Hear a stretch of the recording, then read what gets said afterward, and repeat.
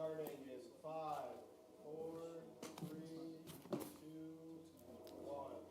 Live. Thank you, and good evening, everyone. I call the February 4th, 2026 Select Board meeting to order at 7:01. This meeting is being recorded and broadcast live by WACA and live streamed on Facebook. Remote participation is available using the stream video conferencing platform. Any disruption with the video conferencing platform will result in the platform being shut down. In that event of a disruption, broadcasting will continue on WACA-TV and live streamed on Facebook. Thank you all for being here. I have to ask if there's anybody here that's present that is recording. We would just like to know that. If not, we're good to go. I don't see anybody raising their hand. I don't see any recordings being done. I see someone staring at me in the back row, but I guess that's... Good evening, Kyle. I guess we're good to go. All right. Meeting's been called to order. So citizens' participation, if anybody's here, either physically or on Zoom, please raise your hand if you're on Zoom and come up to the podium. And Good evening, everyone. Good evening, sir. Rob St. Germain, 64 Winter Street. I've been asked to speak about the 71 Franklin Road, 0 Cross Street land issue. I've reviewed some of the documents, I don't think sufficiently to be certainly an expert in it, but it does appear that there was a commitment on the part of the landowner. And so I think we want to bear that in mind. But also, very importantly, thinking of the comprehensive plan that we just put together and the many, many voices that articulated the value of the trails that we have. There is a trail in that area. It is a nice trail. It's well used. And if there's any way that we can preserve it, I think it would be a good thing for the town.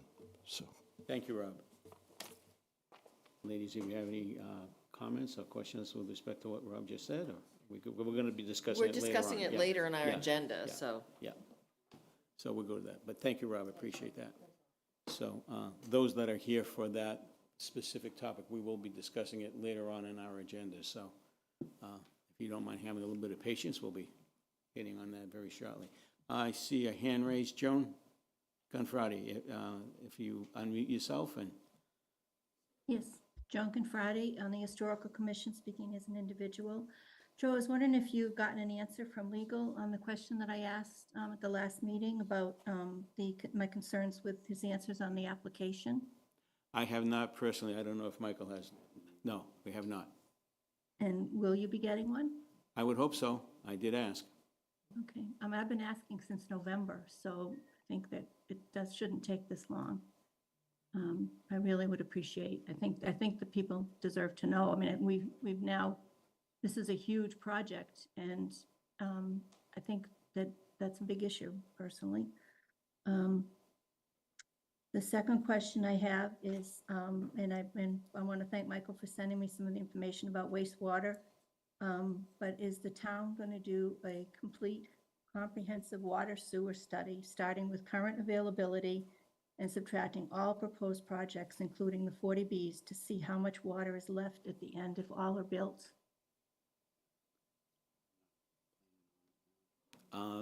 Michael has advised me that they weren't planning on doing something like that in that magnitude.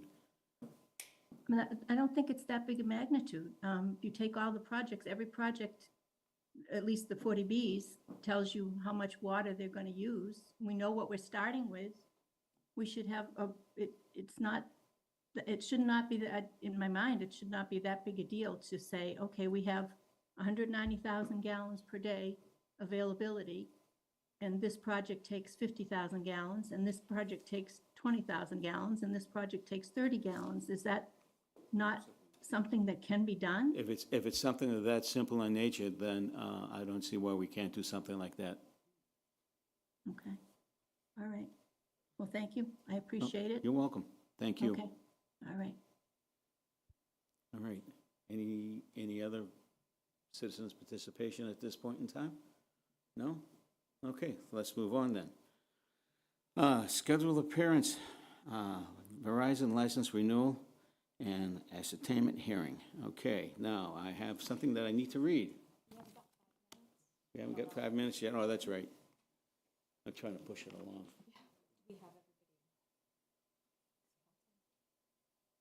Is that, oh, I see Bobby there. Is that Mr. Silva?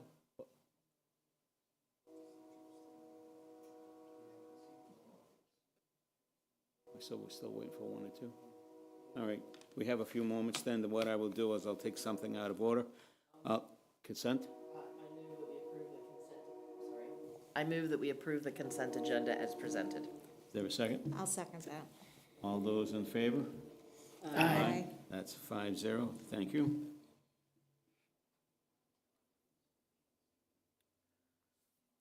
I don't know if there were. Yeah, that's Do we it. want Well, to, the you know- date for the Select Board Volunteer Appreciation Breakfast, do we want to look at that one? We can That's- talk about that as well. That should Yep, be pretty quick. yep. Typically do it in March. That's what, it's usually, that date is, Susan? There Yes, you are. sir. We want to talk about the dinner. The Volunteer And volunteer Appreciation breakfast. Breakfast. So typically you do it in March. I did check with the community center. They said all of the Saturdays in March are available. Any- But you guys can do it whenever you want to do it. Any specific Saturday more convenient for you folks than any other? The 14th, I wouldn't be available, but any other day, any other Saturday. I think we've got office hours on the I was going to 7th say, Yeah. yeah. in the yeah. morning, so I don't think that would be Probably good not for. that day. Yeah, not that day. How about the 21st? That seems, Yep, fine. Is that, no works. holidays or anything? Not that I'm 21st? aware of. Okay. March 21st? March 21st, how's that work, Sue? That works fine. I'm not here, but I'm typically not here when you guys have it. I'll Okay. make sure everything's arranged prior. Okay, so March 21st. I would say 9. 9? I think you normally do it like 9 to 11. Yeah.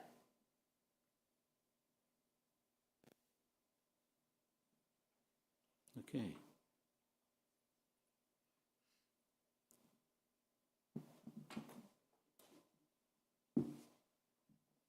Did they just text you? Okay. All right.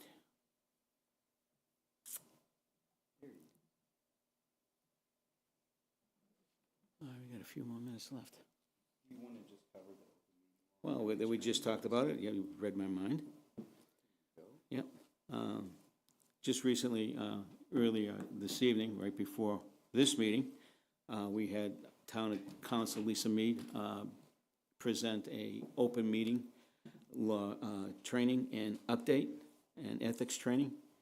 And there were some revisions that just took place not too long ago, which is very, very informative, and some good questions were asked by those who attended.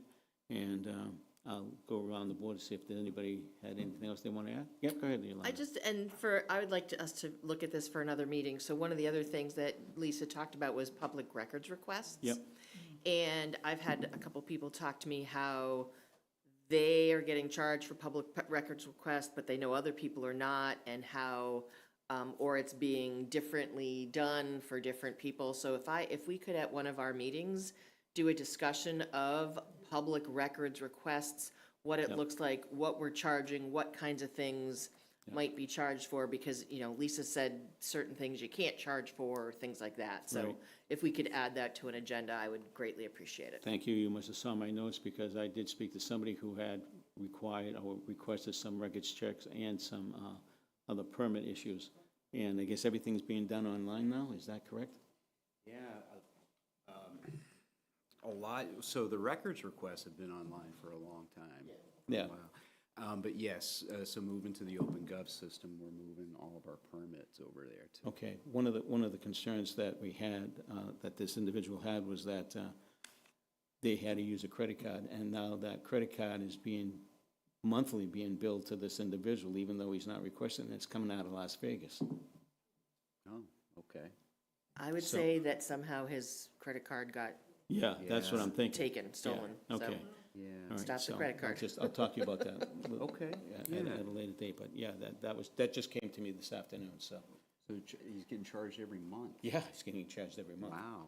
Yeah. So, all right, thank you. The only thing I would also add about the open meeting law training is if, you know, we had included all boards and committees on that training. Lisa's presentation was great. If I had asked her at the end of it, if it could be distributed to all the boards and committees, and she said that Susan was gonna have it, so if that can go out to everybody, that would be great, so. At least to the chairs, and then they can divvy it out. How many did you I have would, here? I would say send it out to everyone Everyone. who has, not just to the chairs, send it out to every member Okay. of every board and committee, so that they all have the PDF themselves and they can look at it. Can I interrupt? Yep, What we did the last time Lisa did this is we posted it on the website so that it was available to anybody that went onto the website. So we can put that back on there. That's why I asked WACA to record it. I think that's a great idea, so it's, the video is available, but also if the PDF can be sent out to everybody on a board or committee. Absolutely. We had, what, 37 online, Susan? We Is that true? did, yes. 37? It was good. Well, that's good.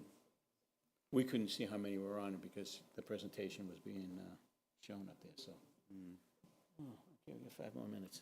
We may be done fast. No? It's good. Are we It's good? now 7:15, Okay. yep. All right, I'm looking at our old telecom clock, so, you know. All righty. All right, if that's the case then.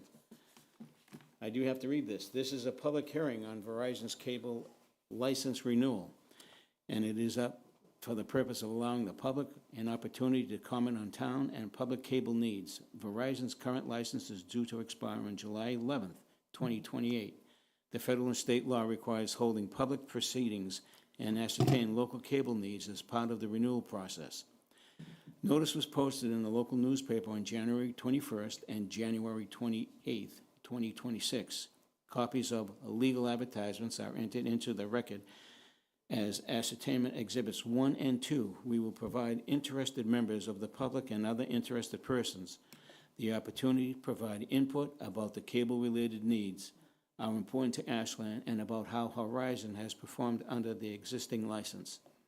Before proceeding to public comment, I would like to thank Barbara Chisholm of the Ashland Community Cable Programming Provider, Ashland TV, and Verizon for their participation and responsiveness in the ongoing license renewal process. In this hearing, the board will hear comments on all Verizon cable-related matters, including customer service, license administration, local studio needs, community programming, PEG access, and Verizon support of local programming, local facilities, and infrastructure. Please try and keep your comments limited to 3 minutes. If members of the public or other interested persons wish to provide comments following this hearing, they can send their comments to the Select Board, Town of Ashland, Mass., care of Sue Roby. At this time, we will proceed with welcoming public comment. Let's proceed to the public comment.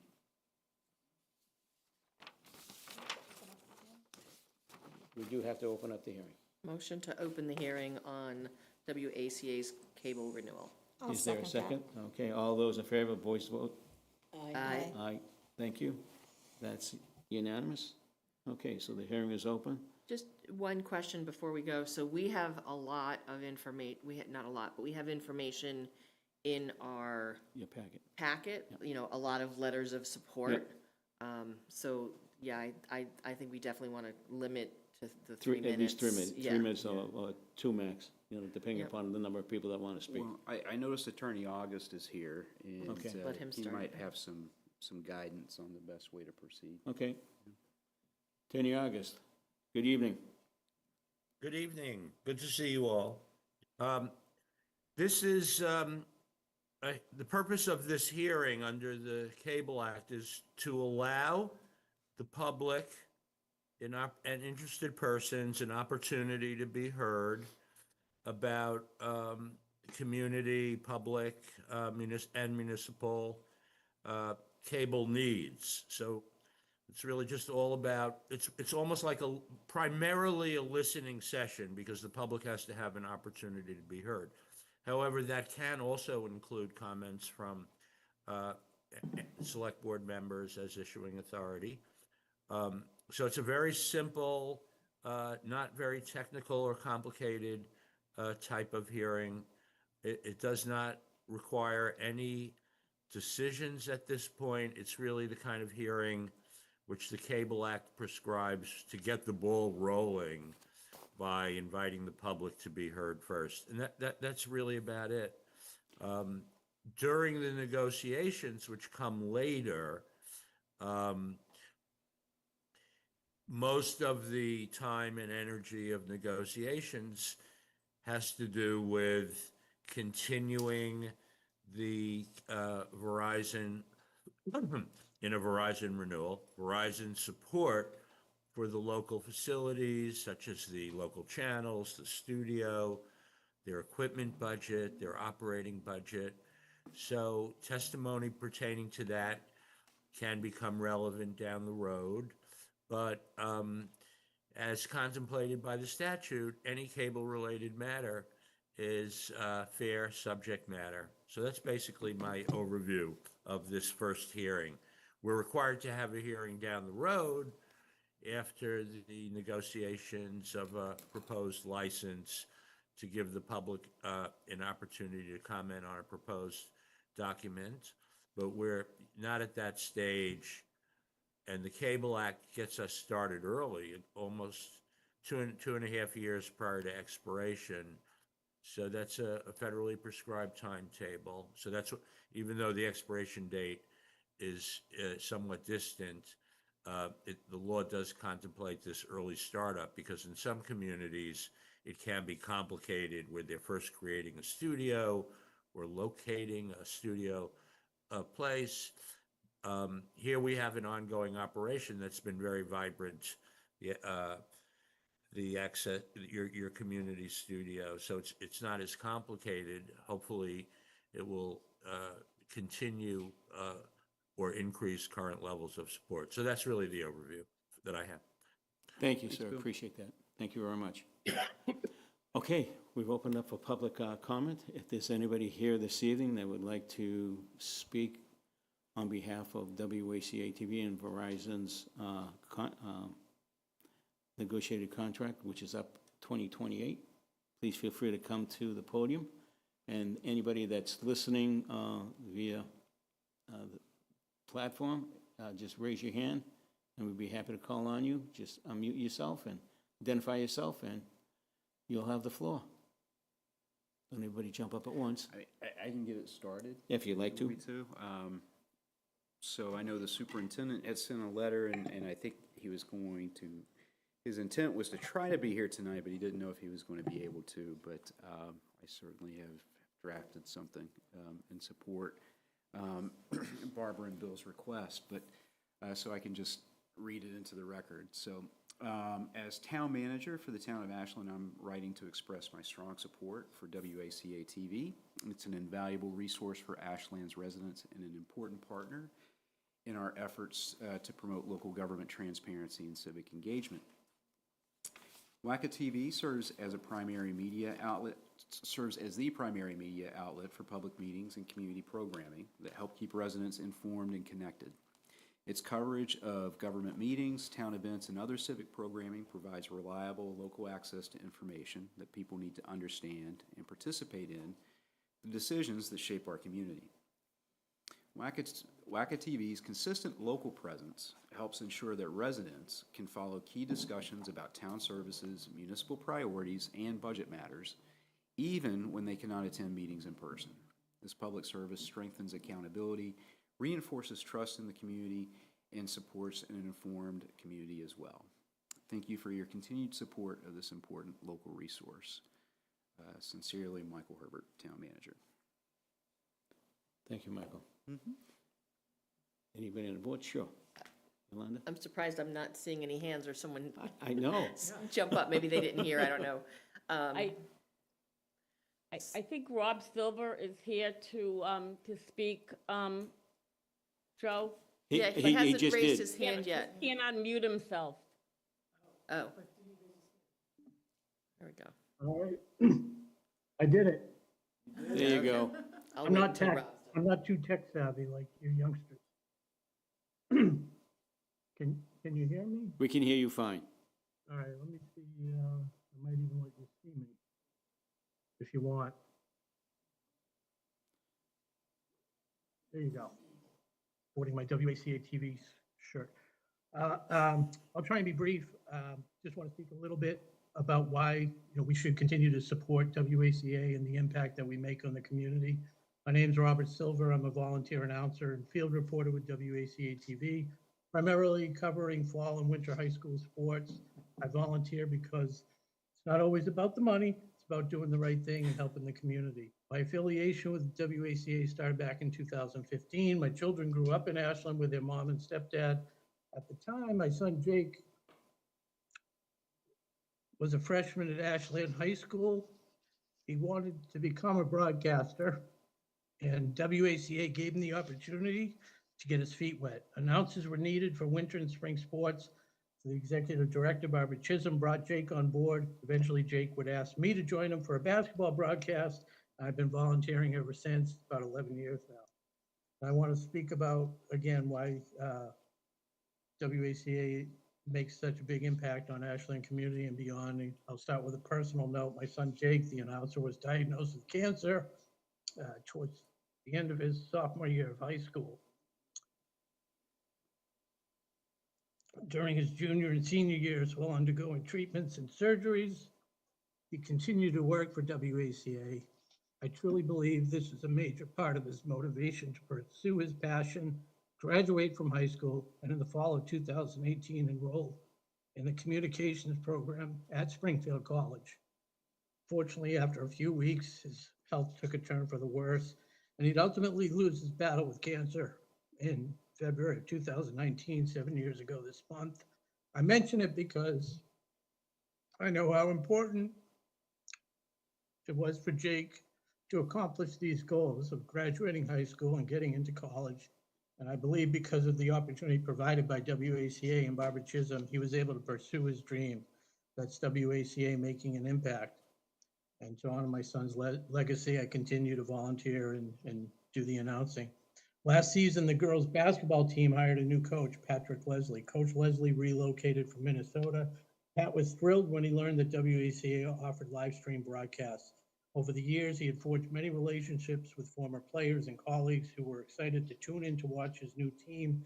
I often refer to the viewers there as Pat's pals. One of the biggest fans was his dad, and Coach Leslie made it a point to thank the crew time and time again and tell us how much his dad enjoyed watching the games from his home down in Texas. His dad never missed a broadcast. Unfortunately, Coach Leslie's dad passed away over the summer, another victim of cancer. When I finally saw Coach at the start of the season, he made it a point to again say how thankful he was for the joy we brought to his dad. And that was WACA making an impact. I'll talk about a couple of real uplifting experiences. Not every viewer of WACA passes away from cancer, I promise you that. I've also made some many meaningful personal connections with the various crew members over the years: Paul Bowden, Jeff Paul, Connor Donovan, my announcing partners, Brian Syatt, the legendary Bob Thacker, Josh Abrams, and his son, Chase Abrams. I mentioned Chase because he's a great success story in the making. He volunteered with us, announcing with us during all 4 years of high school, graduating in 2024. Chase is now a sophomore at the University of Rhode Island, enrolled in communications and broadcasting major, where he covers soccer and basketball for URI on one of the ESPN affiliates. I'm sure this is just the beginning of a very successful broadcasting career for Chase and another example of WACA making an impact. And in keeping with the family theme, last thing, I've also had the pleasure of announcing basketball games with my daughter, Hallie. She's a 2020 graduate of Ashland High School and continues to be part of the WACA family. With the production expertise of Paul Bowden, Hallie helps to bring town manager Michael Herbert's weekly newsletter to life in a concise, fun, friendly video format. I'm just one person whose life has been greatly enriched by the small local community TV station, WACA. But I want to point out that what this small local community TV station does has a huge ripple effect throughout the Ashland community and far beyond. And the ripple effect grows year after year, near and far, ultimately impacting the lives of thousands upon thousands, and I might even venture to say tens of thousands of people. So I hope when it comes time to decide on the funding budget from Verizon that you not look strictly at how it affects your profit and loss, because it's not always about the money. Sometimes it's about doing the right thing. So I trust you'll do that. Thank you for your time, and as always, good night and go Clockers. Thank you. Thank you, Rob. Thank you very much. Appreciate that. You're welcome. I know Yolanda, did you want to speak Yeah, anything? yeah, if I could. First of all, I've had the opportunity to work with Yep. Rob. I had the opportunity to do a few things with Jake, and I just want to, second what Michael has said and what Rob has said, that WACA really has added to our community in the programming that they offer. But I also think since COVID, how they've been our partner in making sure that the community has access. I mean, I think about this right now, where people are being able to sit at home and it's not just watch from TV, but they help us with our Zoom connections, and they help us make sure that we get the information out to our residents. So I think we need to make sure, we go forward and do what we can to keep this license going. And also look at if there are other ways we can support the station as they look at their needs for space, capital, and potentially if there's other things they need to do. So I just want to offer my support as well. Thank you. Makita? Thank you, Mr. Chair. I just wanted to chime in. WACA is not just a nice resource to have, it's a vital community resource for all the reasons that everyone stated. But also, without WACA, I completely believe that our community would not be able to remain informed. It is so vital, especially in this time when we see lack of local news coverage in major newspapers. Everything's drying up. When we have a community resource like WACA that can get vital information out to the public, allow a certain amount of interactivity, and allow people to participate, as well as making sure that young people get some vocational training in communications as well. I see this as not a nice to have, but a vital to have, and I wanted to speak on this, supporting WACA and everything that they do here for Ashland. Thanks. Thank you, Makita. Claudia? I'm up. You're up. Yeah, first, Mr. Silver, I just want to say I remember Jake too, and I just want you to know a lot of people remember him. And on my computer, I have a little video. We made videos at one point for him to send to him, and every now and then I come across it for whatever reason. But anyways, Thank you. we remember him. So I just was really going to say a little bit of what Makita said, in that I remember many years ago being on the school committee, and when we met, there was a newspaper reporter in the room every single time. And the next day, there was an article in the newspaper. And, that's been long gone. Mm-hmm. And so it's just such a critical way of informing our community. And I won't repeat what Makita said so eloquently, but it is so important for informing our community. So 100% my support. And I do know several students, too, who have gone through the little WACA training and ended up in following it as a career path. So thank you. Are you ready?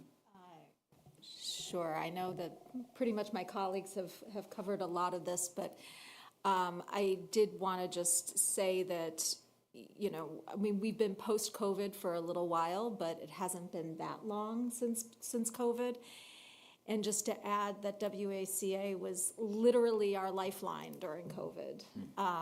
We had, whether it was videoing of the sports, whether it was our town government, which was always in conversations about what was happening during COVID, it literally was our lifeline to the residents of Ashland while we were trying to make the best of a really crazy situation. And so, when what really strikes me is when Rob was talking about just the community connection. And when you think about Ashland and you think about all we do in Ashland, it's like WACA kind of weaves itself through every single part of our community and brings us together. And so I'm really thankful for the work that they do, for Barbara, for Paul, for the whole WACA crew, and all the volunteers that give their time. It's a tremendous resource for the community, and I don't know how we could do our job without you. So thank you. I held my comments for the last. The reason why I have done that is because WACA and I go back over 40 years. We started out at Elliott Street, going down a long corridor to get to a one-room studio off of 390 Elliott Street. And then from there, the show started. So Ashland, WACA, like Brandy said, has weaved into our community in more ways than one. The different programmings that have been offered, the constant upkeep with all the new shows or the different shows that have been provided over the years. I know some have been award-winning. I won't say that, some of us were recipients of some of those awards over the years. And it wasn't the fact that Barbara and Paul were the mainstay of all that work and hard effort, and the many other volunteers that were involved. It was a very difficult time to put on a show when you have a co-host that was a microphone hog. And I won't say anything bad about Dave Irucci, but but David loved the microphone. And, there would be constant battles getting that mic back and forth from one another so we could at least get our points across. And we had a great show. It was a police and fire show. And, those were the beginnings. And I know, Barbara, you brought up some great things, all the different programs that you provided us, all the live streaming from all the different holiday festivals that we had, Ashland Day, Corner Spot, some of the programs that have been initiated over the years. Thanks to you folks, people who weren't able to get to see it live were able to watch it later on in the day. All the different meetings that you can't go to every meeting, but you can take a Saturday morning and sit back with a cup of coffee and listen to what's been going on throughout the week. And it's all because you folks made that happen. And Verizon, you folks, I wasn't sure who said it. I think it was Mr. Silva that said something very, very appropriate. The bottom line is one thing, but your outreach is far greater than your bottom line. And touching all these different people that are affected by WACA and those who appreciate the work that you all do and look forward to it every day to see the different things that have been going on and get updated on a daily or even weekly basis. I strongly support it. I always have. I always will. And we have different other programs when you do when it comes to elections. You have open mic night and citizens participation there and asking questions. And Makita, I've sat with you in different times and with your shows that you've had. Podcasts like Michael had on different ones. We were the first ones to start that, and it went off very well. So you say weaved into our culture, damn right, and then some, without a doubt. Strongly support it, and I hope Verizon does the right thing and provides additional funding for you folks. Absolutely, appreciate it.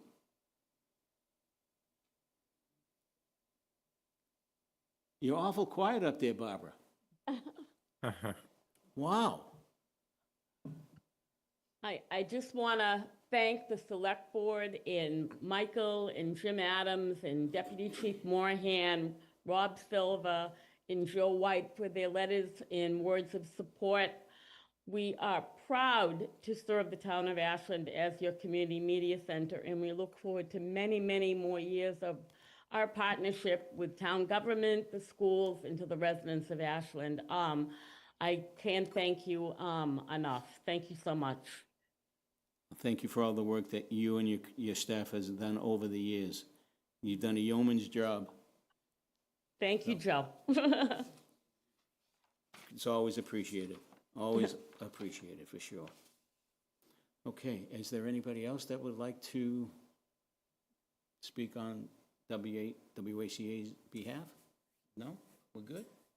Can I add two Absolutely, Bill, brief comments? One, in the spirit of these comments, I do want to thank, profoundly thank Michael Herbert and Sue Roby. They could not be more responsive. There are a lot of twists and turns in a renewal process. It's a long contract, and in addition to all the local facilities language, there's insurance, right-of-way management, record. They're just totally committed to being responsive.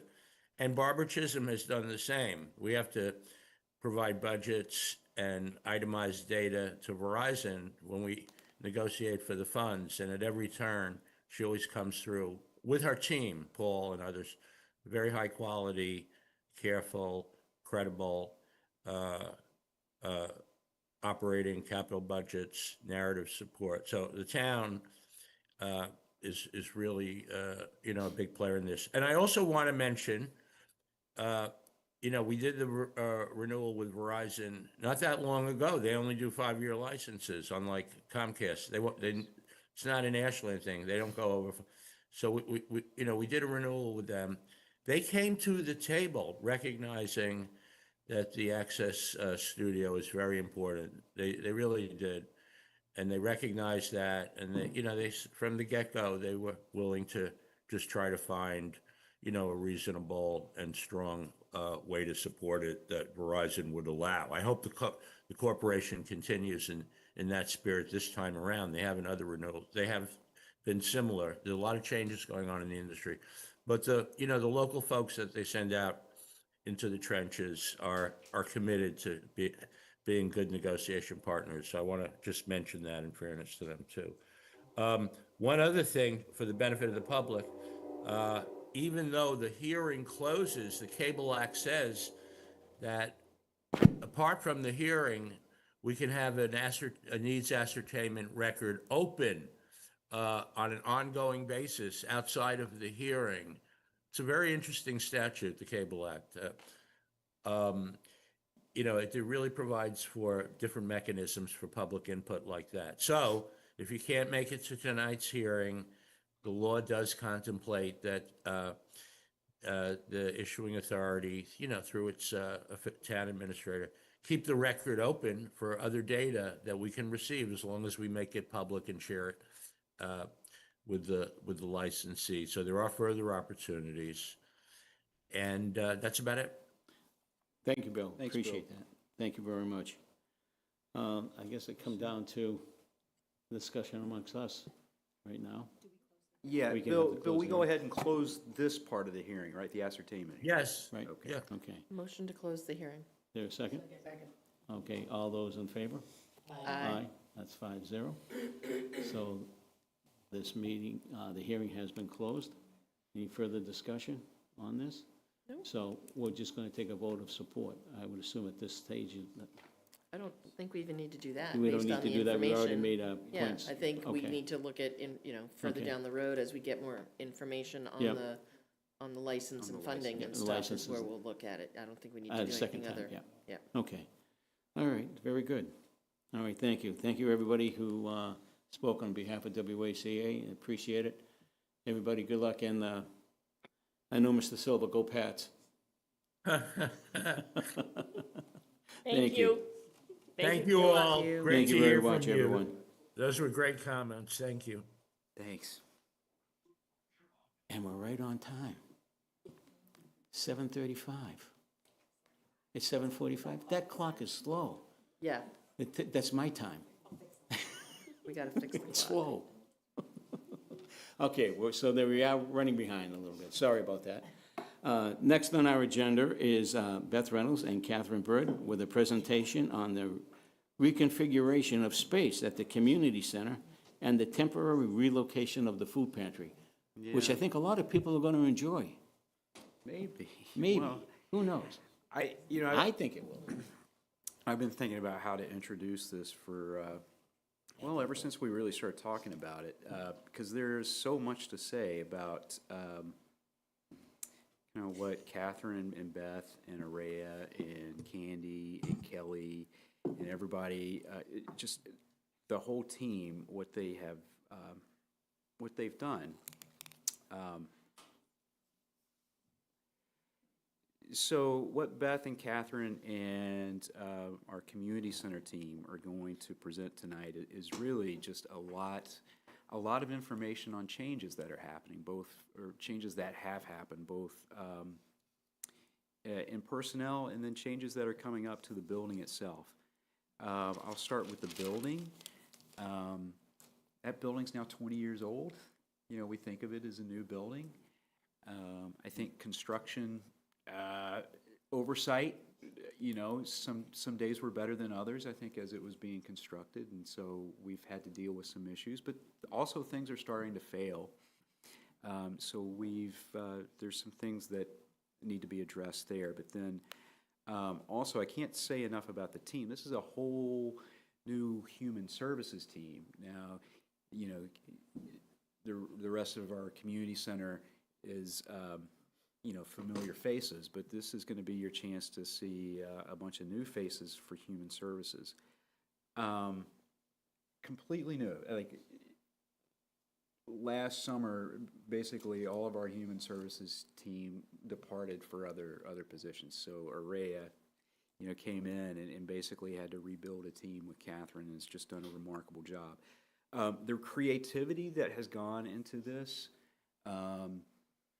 into what they're about to talk to you about tonight and show you, has been very, very inspiring. It's easy to think of that community center as just kind of like the place over on the western side of town, sometimes, because a lot of activity, a lot of meetings, our government meetings and everything, tax bills and everything are paid here. But that community center is as alive as it has ever been, and that's thanks to the people there. But I'll turn it over to Beth and Catherine. Like I said, I hope you will understand just the significance of what they're talking about doing here. And I can tell you, like when Jen was here, we were talking about the fact that we needed to have more space. We needed to do things, there to kind of fix some things up. And we were thinking it was probably going to be, we threw in like a placeholder number of like $1 million, I think, 8 years ago. So it's probably 10 million now with the way escalation has gone. But I think you'll be really, really happily surprised to see what they have tonight. Thank you, Michael. So we're here tonight to present to you our plans for the Community Center Improvement Project. So our goal for this project is a comprehensive reconfiguration and refresh of the existing facility to address the challenges we're facing, while at the same time improving and expanding upon services to our residents. Since Beth and I started as assistant town managers, we've spent more time at the community center with the staff and the team over there, just in our different role. We've listened to the team, we've heard from residents as well as volunteers, and we realized that staffing needs weren't being met. We realized that the space was impacting or limiting what we as a staff could do to service the needs of the residents. But before I get into the presentation, you may have received, I know I've seen some emails or letters about some of the challenges at the community center. So I just wanted to hear a little bit from you, the select board, about some of the concerns and challenges that you've heard of. I know, I'll start. I know back last summer or back last spring, I had received a couple people reach out to me regarding the food pantry and how it wasn't quite big enough and how it was being used. I also know, just some of the spaces have been harder to use, or just doing all the programming. And I have one question, it's not related to this so much as, there's one room in the community center whose lights stay on at all hours. And it's at the front of the building, the room all the way at the end, where they sometimes play cards. And the reason I know that is because lately I've been driving by at 10 o'clock at night coming back from a rehearsal in Hopkinton. But I've noticed it before. So I thought all of the lights at the community center were on timers, so that if there's no one in the room, it goes off, and if not, I'd like to recommend that that room get added. Yeah, we can look into that. It could be the cleaners. They do come late sometimes, but we'll look into that. It's every time I go by that building and it's late at night, Unless it's that a room. safety, unless that- it's a safety light. It could be an emergency light. It's like bright. whole room Like is- no, not the whole building, just that room. So, anyway, just something to look into because there's no reason for it to be lit up and us using utility costs, but Thank that's- you. And then I did look through the plan, the information beforehand, and you probably can't provide this. Can we get an updated floor plan of what is being changed? We're gonna talk about, like, Because that everything. wasn't in the information we received beforehand. Thank you. Any other challenges and anything anybody want to bring up? Go ahead, Brandy. So I also heard about food pantry issues, and also on the recreation side, like, I think that,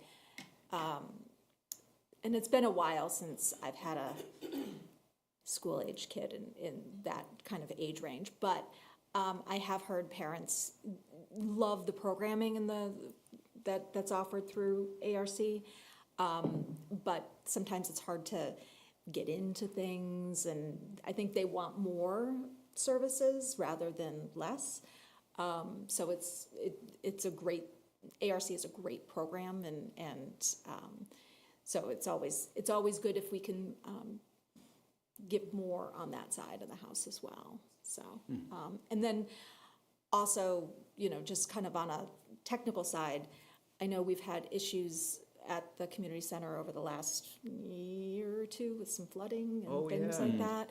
So I know that there's been actual physical challenges with the building and all those things too. So, and there's been some construction and I'm glad that we're kind of in a somewhat stable place with that, at least I hope, for a little while.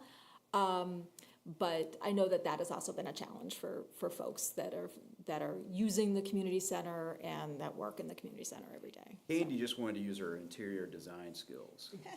I think that's. So, Yeah, it was, you rose to it. Just one other quick thought. When you look at the building from Route 135 on the left-hand side, the outside patio area seems to have some issues of disrepair and safety issues that are concerning, especially for the seniors. That was brought up to my attention a while back, and I haven't seen anything, discussed about that yet, so hopefully that's part of your presentation as well. So I look forward to that as well. Thank you. I didn't want to take everybody's time by repeating but I certainly have heard about the food pantry issues and also some space issues in general for, I think, the recreation department and being able to support kids, I think, particularly in foul weather or during the summer months. So. Yeah. Thank you.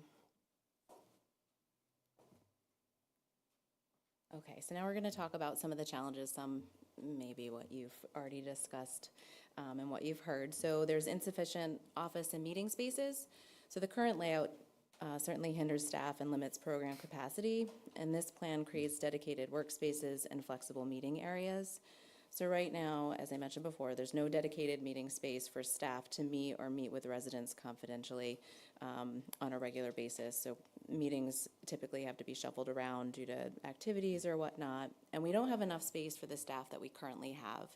So in our recreation department, we are short one office space, and we currently have 2 employees sharing a very small space. And then moving to our prevention and human services team, our case manager currently doesn't have an office space and is sitting in a hallway. Our youth coordinator currently sits at the school when school is in session. And so this plan, which we'll talk about the details a little bit later, will allow for a space for this position to sit a couple days per week during the year, and then also during school breaks, including the summer. And so I really want to just touch on this a little bit because this will be a game changer for us. So this will give us another set of hands to assist at the food pantry. It will allow for greater team collaboration for programming during the summer months and then also planning for the upcoming school year. This plan will also allow for space for our social work intern. And so this learning and partnership with higher education is invaluable to our staff. So the 2 interns that we've had since I've been here, so they're here 2 semesters out of their school year, have been lovely. They not only help us administratively, they assist our social worker and case manager in their work. They're an extra set of hands to help in the food pantry, answer phone calls, help with our holiday program, all while gaining real-world experience. And then the food pantry. So I know you all talked about the food pantry. So this space is in need of a refresh and reorganization for the benefit of our residents and the safety of our staff and our dedicated volunteers. Currently, we have a lot of program interruption, and so what I mean by that is that our food pantry is constantly walking through recreation programming, causing a little bit of a disruption, not on purpose, but when we get our food pickup or our rolling food outside, we have to walk through the programming because of where they are. There's constant shuffling of spaces to meet as staff and also with residents. And then our prevention and human services team, they have to walk through senior services programming to get out of their office space. And then another challenge is our aging infrastructure. So our building is about 20 plus years old. And so a proactive replacement of worn elements such as the flooring and accessibility features just prevents costly emergency repairs. And then I'm going to turn it over to Beth. So accessibility and pedestrian safety is always important to us. The outdoor patio has been on the revitalization to-do list for many years. Currently, it's inaccessible and unusable, which means we're missing a valuable opportunity to provide a welcoming outdoor gathering space. Redeveloping this area will allow us to better utilize the full potential of the community center, in our opinion, and just add that nice third space for residents to enjoy outside. In addition, there are ongoing challenges related to safe and accessible access around the building. The sidewalks surrounding the facility, specifically near the rear entrance, are deteriorating and pose some safety risks for pedestrians. While our DPW team has made some temporary repairs, this plan tonight is addressing that long-term safety concerns that we have to improve the accessibility, including access to and from that side entrance.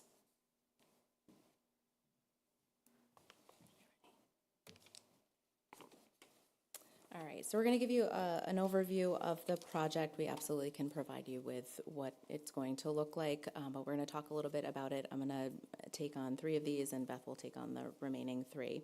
So I'm going to talk about the food pantry reconfiguration first. So what we're doing is we're moving the pantry to the opposite corner of the lower level of the community center. And so it will be a different shaped space. It will allow us to reorganize how the food pantry is set up, and it will allow for a more safe and efficient space. So the flow will be better. So think of 2 wider grocery store aisles that will have predefined space for all of the goods. So, you know, talk about all of the dry goods, the cold goods, and the carts as well. So everything will have its dedicated space. And then our prevention and human services team will come from upstairs and move down to the same side on the lower level. So it sort of forms an L-shaped is the best way to describe it. They'll all be together. We'll create office spaces for each one of them with a dedicated meeting space that will also double as a space for our youth coordinator as well as our intern when we have one. And then our weatherization project. So we'll be adding some much needed and updated insulation in the attic space that will assist in making the space more energy efficient when it comes to heating and cooling. And hopefully less flooding. Yeah, no flooding, no more flooding. The Great Room is the most heavily used space in the community center. Many of you have likely been there for meetings, celebratory breakfast, luncheons, or exercise programs. The flooring was installed approximately 15 years ago, and over that time has developed areas of buckling. So again, safety is our main concern. It needs to be addressed sooner than later. The outdoor patio, again, has been closed for more than 2 years, and it's time to bring new life back to that space. This project will create an accessible ramp from the sidewalk to the patio area. So that will connect the parking lot area, the parking lot to the sidewalk so that people can go right up to the patio, providing that safe space. This space will also include a pergola with a shade structure, along with tables and chairs. We envision this space being used for small meetings, casual gatherings, like friends meeting for coffee, or even select board office hours. The patio will be open for use by both recreation programs and senior center programs. The walkway connecting to the front of the community center to the lower lot, as you go right into, as if you're going to the food pantry or to the recreation department. That is really what is most noticeable and what is deteriorating. And the patches are just a patch. So this is going to create that safe, accessible walkway to everyone who visits the building, given the high volume of pedestrian traffic with recreation programming, food pantry, volunteers, and our staff. It's essential that these are safe, durable, and accessible. Oh, I forgot. And lastly, the recreation storage area. So that is where the food pantry is going into. So currently, the new food pantry will be moving into a very large storage area that we use for the sporting equipment for recreation. So they're essentially flip-flopping spaces. So recreation will all be on one side with recreation. So no more traffic going through the main room on the lower level. So that area will be organized. It will be safe with the right size bins that we need to use that aren't too heavy. So our volunteers, we have a huge staff in the summertime. We want to make sure that space is safe for them to use and when they're pulling out equipment. It will also create an art room. So currently the art room right now serves as both storage space and a limited tabletop workshop space. And it's primarily used during summer programming, maybe vacation weeks. But as Kelly and her team expand programming and develop new intergenerational opportunities, a redesigned year-round art room will support that creative growth. So think paint nights and art classes. Relocating that recreation to the former food pantry again will just make it a lot more, just the organization alone will just help that department function so much better. So these improvements are going to create a safe, more efficient environment for both staff and volunteers. We ask questions about the work that you're going to be doing? Can we save them till the end? Sure. Okay. Thanks. All right, so next we're going to talk about funding. So Michael talked about it a little bit, but we did have a capital plan request for a few years. It was prior to me taking this role, but it was for $1 million for building out a space for just the human services team. And so the thought was that we would take them out of that building and make their own space. We estimated about $1 million for that project. And so when Beth and I started in this role, we really thought it was important to keep the team together. And we'll talk about that a little bit more in the next couple of slides. And so when we were putting this together, our total estimated cost of reconfiguring and refreshing the space as it currently stands is $490,000 and 87% funded by non-taxpayer dollars, and the remaining 13% are 2 previously approved capital projects. So the earmarks are for the overall improvement of the community center and for pedestrian safety. So thank you to our state legislators, Senate President Karen Spilka and State Representative Jack Lewis for their continued support and service to the community center and the town of Ashland. We have 2 approved capital projects, so that's the walkway repairs and the great room floor. We have insurance recovery funds from the 2 floods of 2023 that we'll be utilizing. We'll be utilizing some of the recreation revolving account, and then the remaining will be grants, donations, and rebates. And we wanted to give a quick shout out and thank you to the Friends of the Council on Aging for their generous donation towards the patio. And thank you to Sam Riley, our sustainability coordinator, for her work on the Green Communities Grant. And we were recently made aware of another grant opportunity, which we'll be applying for, which could potentially go towards this project. It's in the amount of $10,000, and it's specifically for the expansion and improvement of the food pantry. So thank you to Aurea, who's here tonight, and Yushi, our food resource coordinator, on that great work.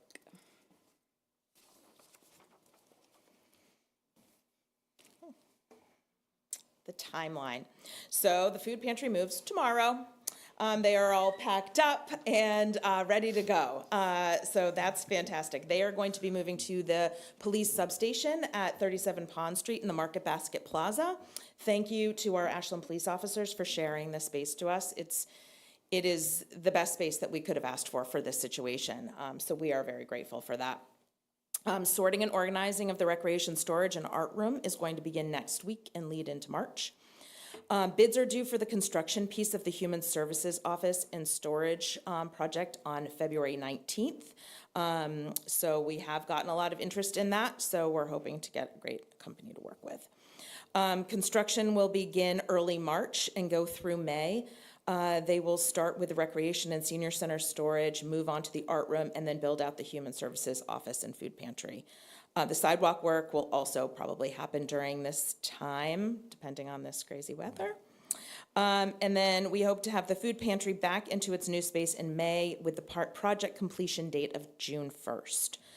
We will also, in turn, put out an IFB for the patio project by the end of March, as well as the great room floor, and that will be redone. That will be completed by June 30th, and then obviously the patio and the walkway in the spring when the snow has melted. And the weatherization project, as mentioned, will happen in the summer.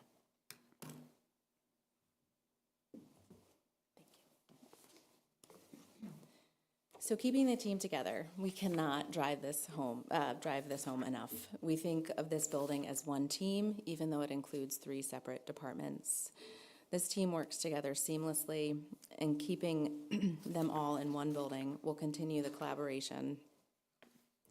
The team together has an amazing energy. It's really fantastic to watch. There's this compassion and care, and it's top-notch. The team knows the names and the faces of our residents, and the team knows which direction to point the residents in when they need assistance.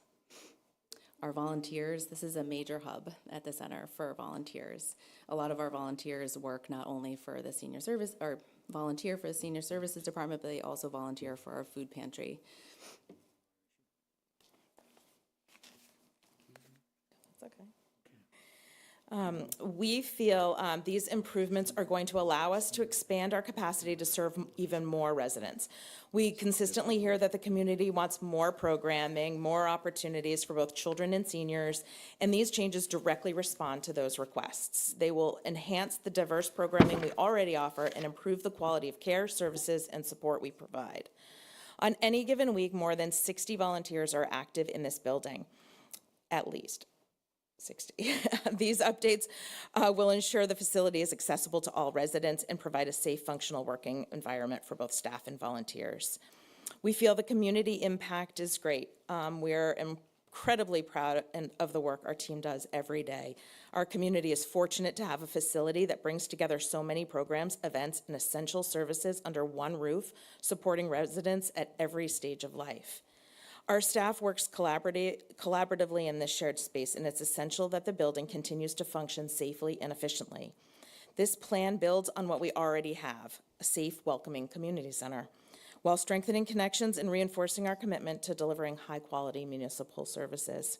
Taken as a whole, this project reflects our commitment to investing in spaces that bring people together, strengthen community connections, and support residents of all ages in meaningful ways.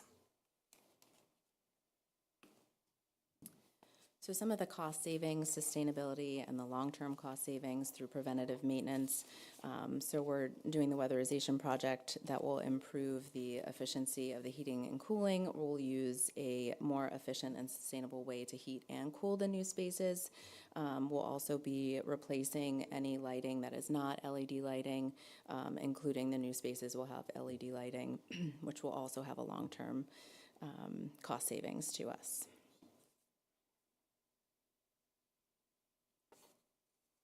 And so making these changes at the community center aligns directly with our comprehensive plan strategies. So to name a few, the expansion of our senior and recreation services and promoting aging in place. I know we've talked about this a couple times, but we really do have a great team. You can see that we have some new faces up there. I don't know if you can see the picture, but I'll start with the person standing in the with the winter hat. That's Yushi. And then we have Hannah, Mary, Kelly, Devin, Susan, Jill, Dina, Araya, and Candy. And missing is Berlin, who's here in our audience tonight, and our social work intern is also not pictured there, Morgan. Having fun.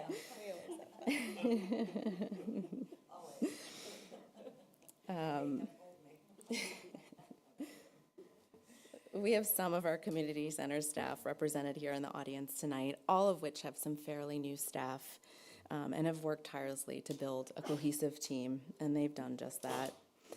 With some of the new and long-standing employees, we have a good mix of energy. Our newer employees are definitely bringing a new sort of excitement and fresh perspective, and it's working, and we're so proud of the work that's taking place. Lastly, we'd like to thank Doug Scott for assisting us with getting our plan to paper, Diane Mortensen for helping us put together our funding strategy to have the least financial impact on the taxpayer, and our staff and volunteers for their hard work on prepping their space for the upcoming project and assisting in the temporary relocation of the food pantry. We feel that this project, once complete, will serve the residents and staff for years to come. Thank you. Very nice presentation. I just have one quick question. I know that you did a lot of research and design work with Doug. I'm thinking about the food pantry in and of itself and the number of people or families that we have serviced over the years is increasing yearly. Have you folks taken into consideration the extension or expansion of that area because of the number of families or potential new families that are going to be needing assistance? Or has the design that you have presented, will that take care of that for a while? So the design that we have now is going to make it just more functional. Okay. And it will allow more space, so we're getting creative in how we actually store things, better shelving. There are things out there that we can use where it sort of puts the cans like canned goods, right? Yep. We don't want to get rid of expired food. So this will help us organize it so that we're actually getting rid of that first. It's not going to the back of the right. shelving. So we're hoping that this will help answer some of this increase in need just by really reorganizing and training volunteers and staff in a way that will make it a little bit more efficient. Thank you. Yeah. Appreciate it. Anybody else have any questions? Go ahead. So first of all, thank you. This is a huge undertaking. It's funny because a piece of cake. It's just Wednesday, they're only moving tomorrow, no big deal. It's funny because I was looking at what was in our packet, and I'm like, I kind of had the same feeling. I'm like, well, what are they doing? And so to get a sense of what is going to happen to the space is really significant. And to be able to fund it all for what amounts to less than $500,000 and have some creative funding mechanisms for it is huge. So I think that it shows how much time and effort and care you put into making this a real positive experience for everyone, which is great. I have two questions. One, just because I'm trying to visualize the space for recreation, do you feel like you have enough space for them? We are not losing any recreation space. Okay. Nope. Okay. They're not losing anything as far as space goes. So they're still going to have that exercise room in the back. Okay. And then they're still going to have that big great room in the lower level. Yep. The Okay. only thing, if you remember where the exercise room is, there's like a half wall there, and they store all of the mats and things in that little side area. That's the human services. That will be the human services offices. Okay. And then the food pantry will be the other side of the L, which is the art room, sort of, Yep. and storage for the sporting equipment. Okay. So that will just shift. So they're actually not losing very Okay. much space at all. Okay, all Yeah. right, that's good. Yep. My other question is, we were talking about the great room and how often it's used by community groups, from the seniors to, us when we have meetings there and things like that. What's the timing of that basically being out of commission? And how long would that be, and what can residents expect with that? I've been told it would be out for a couple days. Oh, okay. It's not long to I was gonna fix ask, that. because you were Yep. talking about like March. I thought the and- same thing. Yeah, And we would never do it where it impacted programming that we already have scheduled. So we'll Okay. try to fit it in creatively, so Okay. it doesn't actually impact anything. okay, great. Yep. Thank you. Thank you for all your work. And it's nice to see all the faces of the community center, because we don't get to see you guys all that often, so. I mean, we see Candy and, but, but it's good to see you guys, and thank you for all the work that you do. So, and welcome to Ashland. So, it's a pretty good town. We like it here. Yeah, so thank you very much. That was a great presentation, and yes, I ditto welcome to Ashland. We're happy to have you here, and there's such tremendous amount of community support that happens in that building, right? It's really a very special place for the way it reaches so many different people of all ages and needs and everything else. What's going to happen to their space upstairs? I maybe missed that. Those little offices that they have upstairs? So those offices will stay. Yeah. So currently, right now, Mary is actually it's a really strange office, right? So it was Susan has the office in the back, and then Mary has an office in the front, but it's really not an office, because Susan actually has to walk through Mary's space. Yeah, it was right, supposed to be yeah. like a little Yeah, I've sitting been in area. there, yeah. So Mary will actually have her own office now in that space, and then we'll utilize that other office that's back there, because they're fine offices. But you have to walk through the meetings. Grumpy Men's Big- Club yeah, to yeah. get to your office. It kind of stinks, right? So, Whoa, whoa. I'm sorry, Dull Men's Club, not Grumpy, sorry. Dull Men's Rob. Club, sorry. Grumpy Men's Club? Sorry. I don't know that Dull is any, I don't know. Is there a sign that says Grumpy Men's Club? There was an No, article. Dull, someplace this apparently. Because that's going to be my office then. It's that movie. It's the movie, Grumpy Old Men. Okay, sorry, my bad. I apologize to all of those lovely men, and I've I'm I've married to a seen that. grumpy old man, Okay. so I'm, But that is one of the best programs going right now at the senior center, by the way. It is packed all the time. It is, yeah. It is packed. Grumpy old men? At any rate, so that will be used for veteran services. It will be used, we have someone coming in that works one-on-one on taxes with our seniors, and they don't have a private space to do that. And in order to have that private space, then the computer room isn't available to everyone. So this will alleviate that and give them that extra space. It's a little bit of elbow room, which is nice. Okay, great. And then just for clarification, in terms of the capital project money, so that money's already been allocated for this purpose? Yes. Okay, thank you. Hey, folks. First off, thanks for this great presentation. Lots of points clarified tonight. And, I do want to echo my colleagues' comments about how careful y'all were in trying to make sure there was minimal impact to taxpayers by making sure that our neighbors are supported as they should be.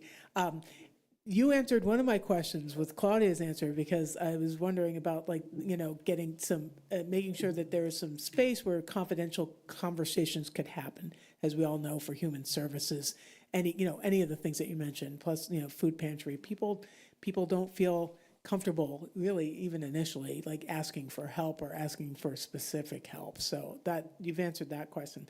The only other question that I had is with the move of the food pantry, I've noticed there's been some good communication about that out. How are you going to keep residents informed, like during the next moving process for where, how and when they can access that food pantry situation? Are you talking when we move back? Yeah, when you move back. Yeah, so we'll And, basically. and also while you're, the location is new, so there may be some concern. I know that there's a lot of communication up front, but just to make sure that residents know that that's where folks can get help Yeah, for so food assistance. all existing, Araya, help me with this, but all existing residents who utilize the food pantry have been notified. We've been putting flyers in their orders. We've put out, was it emails? Emails, it's on the food pantry order form, so it's always stay up there, it's on our website as well, so the information about when move's happening, we're gonna have signs both at the community center and at the new substation location, and then we'll do Yeah. the same thing. I'll tell her, yeah. Yeah, so as And we're Araya, also thinking about like a couple of events too, like on Yes. location to highlight the fact that it's there now. Yeah, I think that's a Yes. good idea. One of our officers has already reached out to organize an event, most likely around Valentine's Day. I don't want to give it away because I feel bad, but that will bring some attention that the food pantry is there. So Valentine's Day is coming up very quickly, and that's kind of next week or the week after. So we're looking to make sure that we sort of get the word out there as much as possible, and then in the reverse when we move back. We have a ton of signs up at the community center. We actually ordered signs for the new, the temporary space, the space at the community center that tells people, when they can donate, where to go, if they need food, who to call, all of those things. And so, like I said, we'll do that in reverse when we move back. That's great, thank you. Thank you for the presentations. It's great to see that the building's getting a little love. I know it has a lot of activity that goes on there, so that's good to hear. A couple of my questions were answered about the space and how it was going to be used and the timing of how much is not going to be lost in the great room, so that's good to hear. So our breakfast won't be impacted apparently on the 21st of March. Two things. One, because the food pantry is now going to be on the other side of the building, does the walkway or access to the walkway underneath the building have to be improved at all? How will they get in and out? No, they'll and actually- not impact the rec department? So that's the beauty of this. They no longer have to impact the rec department. So there's actually its own entrance Okay. at the very end of where the. Where the bump out is, right? There's guess, a door right. like right into Yep. it? Okay. So they're gonna walk right in there. There'll be a little vestibule and then a hallway that goes down and then turn to the right to the food That's why pantry. if we could have a plan, at least to the Yeah, bottom floor, yeah, yeah. that'd be great to Yeah, sort no of, problem. to see that. Is Yep. there access from the other side of the building? No. No. We wish. Yeah. It's a steep hill on that side. Yeah. Yeah. Yeah, the first floor is at ground and then you go down. There's stairs, yeah, but, yeah. But they can also go in. Yeah. That has Um, a garage door inside that side, right? There was The- there was is there- Inside. Yeah, inside, Yeah. on the inside, right, right. Oh, yeah, and there's a door inside as well, so. Right, 'cause Yeah, there's you none of can- the doors are changing in the inside. Because there's you can go from upstairs to downstairs via Oh, the yes, stairs. yes. And the stairs will put you closer to now where the food pantry is, right? Yes, yes. Because it used to be the stairs where it was in the recreation area. Yes, it's, Okay. yeah. Okay, the other thing is you were saying pergola and some tables and things outside in the new patio area. I know there are Boy Scouts always looking for projects, and I think some of the tables that are already there might have been from Boy Scouts.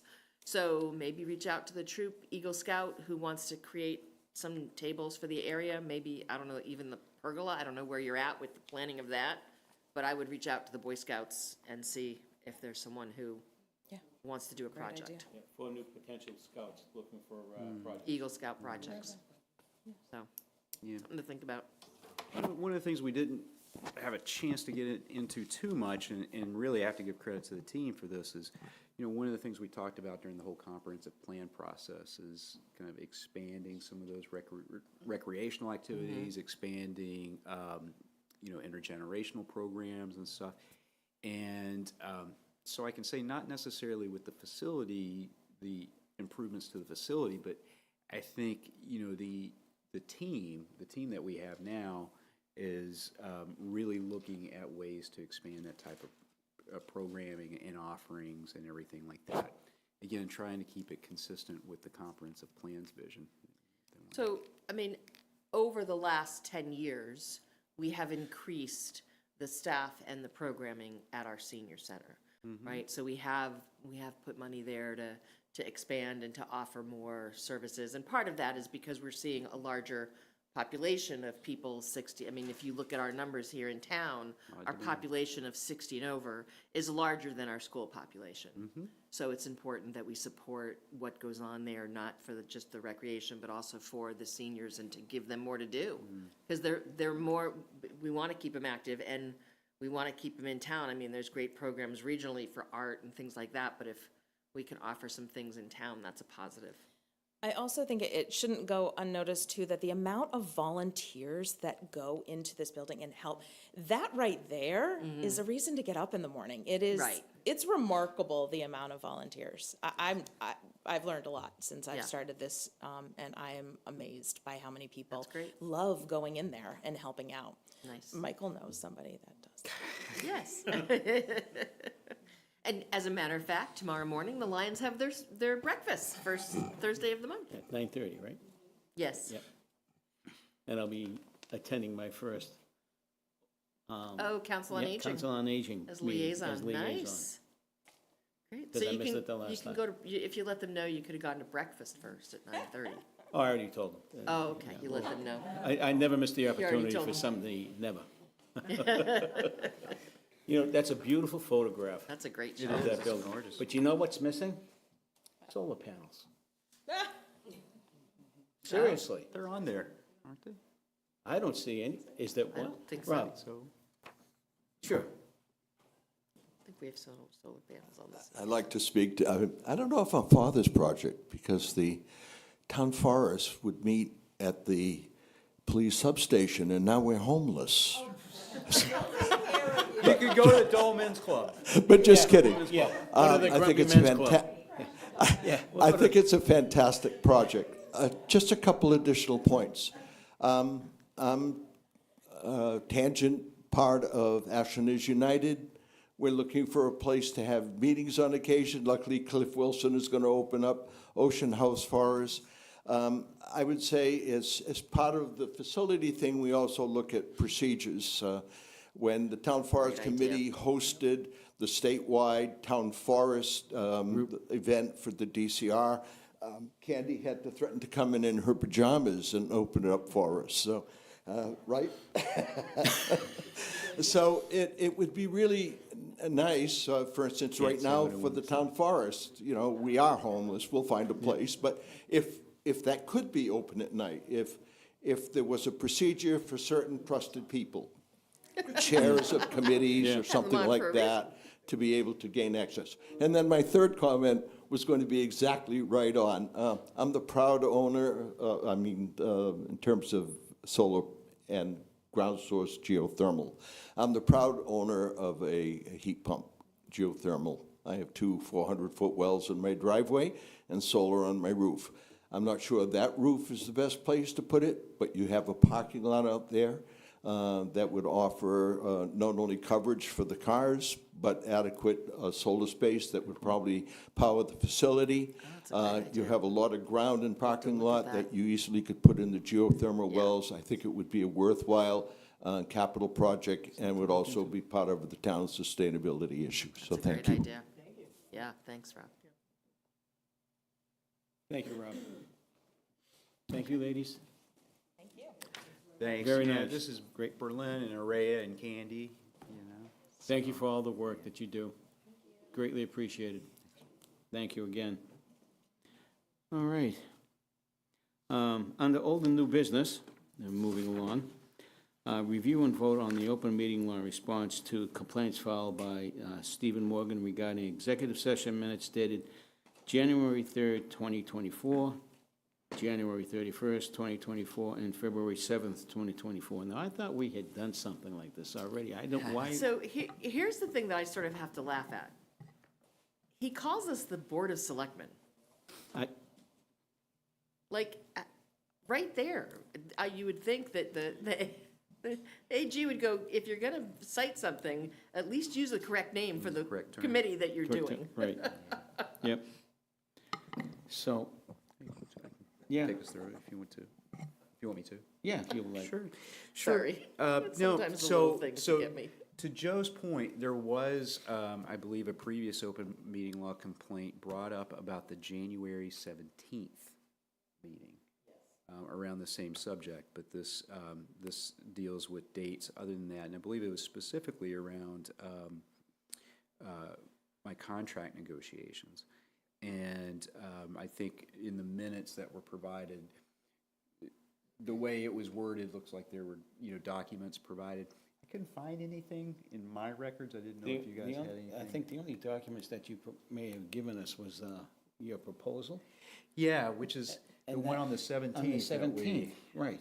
So I think one of the things we were thinking is that some of those references in those other minutes, were they to the documents that were part of the Okay. 17th? All right. Right, that's how I read it. Yeah. That and the, that they didn't get posted. Well, it didn't list, I think It- that's the complaint. The complaint is that they didn't get posted. Right, and so if Right. you had a chance to read Attorney Castro's draft response, he's making a couple of points. Number one, the timeliness of the complaint. Number two, the fact that they don't need to be posted. We have to make them available. Upon request. So I think everybody's had a chance to hopefully look at the response, and if you didn't have any changes, then the board would need to Now vote. it looks No. fine. Okay. I move that we approve the response to the open meeting law complaint filed by Steve Morgan. Is there a second? Second? All those in favor? Aye. Aye. That's 5-0. Thank you. Appreciate that. Next on the agenda is updates on 40B projects. Yeah, and I know there hasn't been too much that has gone on since our last meeting, and I think I was able to get in your packet this time, just some of the major updates. Yeah. Did you want me to go through those, or was that sufficient for you? To me, it was fine, unless you folks would like to. Is there anything, I mean, it was Nothing very new. good detail. Is there anything pertinent that it would be good for the public to know from the update that you gave us? I mean, it'll get posted when we post our meeting minutes, but is there anything that it would be good for the public to be aware of from from the update you gave us, Michael? I don't think anything that's new. Okay. No. I did have a question. So in your summary, we talked, there was that the 20-day appeal period will expire on February 3rd for 10 to 60 Main Street. Was there any appeal? Today is the 4th. I was not notified of any appeal. Okay, okay. I was just curious if, okay. Thank you. Good one. Thank you, Brandy. Okay. So do we just want to kind of review a little bit for the public, or? I can. Yeah, so currently 61 Waverly's at the Conservation Commission. Yep, they're at the Concom, 10 to 60 Main Street. Again, they, just with the ZBA, their public hearing has been closed, public comments closed. Like I said, the 10 to 60 is also in front of Concom, right? they have Not not yet. filed yet. Not yet. They did file? So, March. And, Thanks, Carl. I will point out that 55 West Union, so the deadline to close that hearing is February 22nd, so that day is coming up. But I think there's still a lot of information that they're still waiting to be provided by the applicant. So most likely we'll have to have an extension filed. Yes. so Michael, could you just kind of explain a little bit to the public, what the process is now? So those two projects have their public hearing with the ZBA's closed, and now they are, 61 Waverly's been with the Conservation Commission for a little while, and then 10 to 60 is going to start in March, your first meeting in March, right? And then whatever that Monday is that it? Yeah. And then what exactly, and maybe one of the gentlemen here could explain it a little bit, what does it look like when they go before the Conservation Commission? What kinds of things does the Conservation Commission review with the applicant? Yeah, I would probably defer to Gene or Carl to give specifics, but I do know that it's, so it is, the Conservation Commission is hearing the application under the State Wetlands Protection Act, as opposed to the local bylaw. So it's whatever is associated with the Wetlands Protection Act. And also stormwater, if I believe so. Stormwater, groundwater. Obviously you have a riverfront area that's right there, that's jurisdictional. Sure.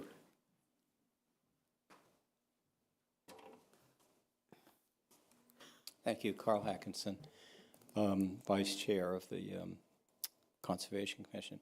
It really depends on the application, because all three of them are going to be very different.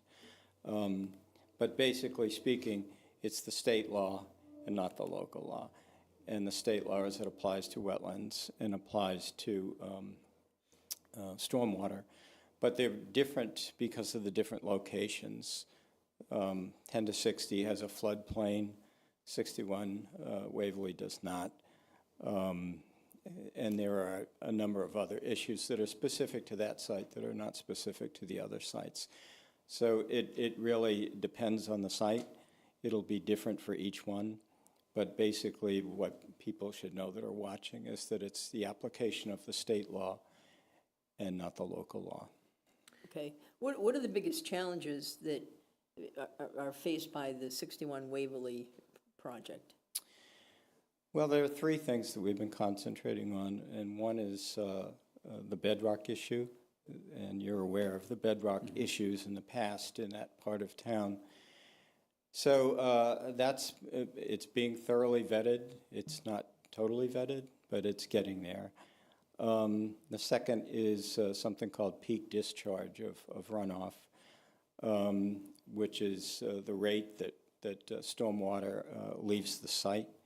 There are certain performance standards that need to be met that are set by the state, and we have to make sure that those standards are met.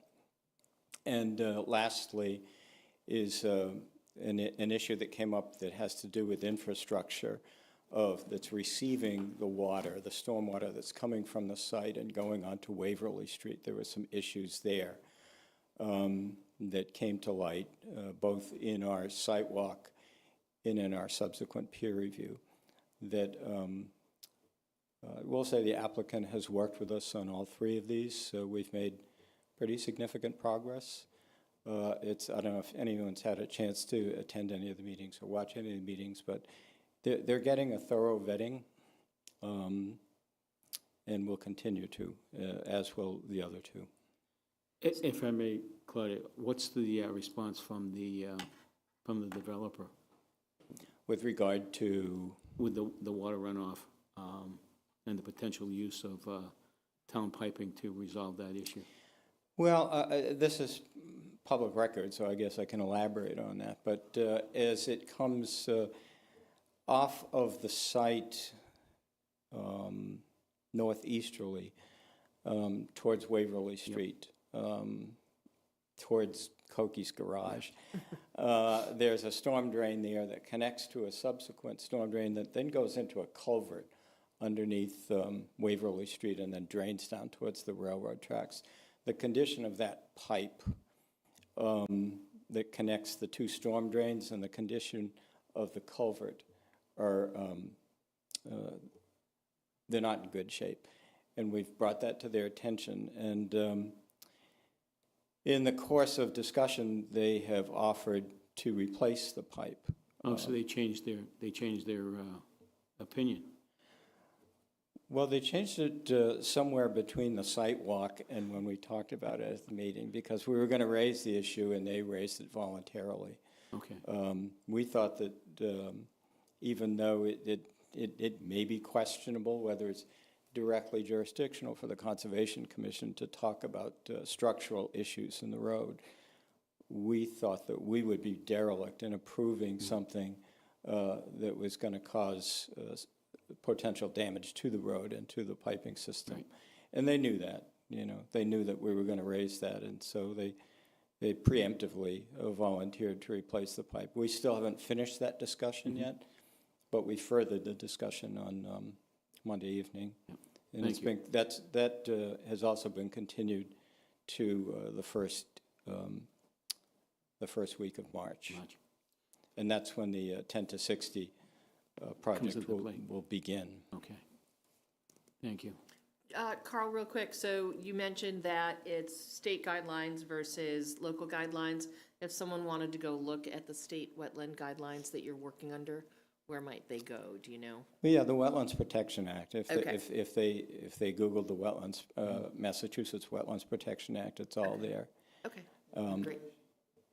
In terms of the runoff and the pipes, I know that we've had a lot of complaints from some of the neighbors and that are concerned about the flooding that already exists there. And now the idea of building a structure that will, one would think, right, decrease the amount of, or it would increase the impervious area, right? And then there would be more runoff into the road. So how do we know that because right now, it doesn't seem like we handle it well enough, and now if there's gonna be an increase. Well, without getting too nerdy about it, it's that is a common sense approach. If you take a hill that's pervious and turn it into impervious, that water has to go somewhere. So I just want to be careful because, we don't want there to be any sort of deliberation that happens. I'm just careful about Our open agenda meeting law. said update, not detailed questions, so we just want to be careful. So, and this is something that's in front of the Conservation Commission. Yeah. So I just don't want to come into any issues with Appreciate the the update. applicant. Yeah, but these plans are already in the public domain. Right, I know. In essence. But the discussion, I just want to be careful about it, that's all. Okay, well, do you want me to answer? I think you answered our questions, so we're pretty good. Okay. We're good with that. Thank you. Anything else? I don't think so. No. Rob, did you have? Thank a you. I want to just add to what Carl said. Luckily, Concom is pushing back on them, and they have conceded to replace the pipe. That saves the town from doing that. But the site is going to produce a heavier flow.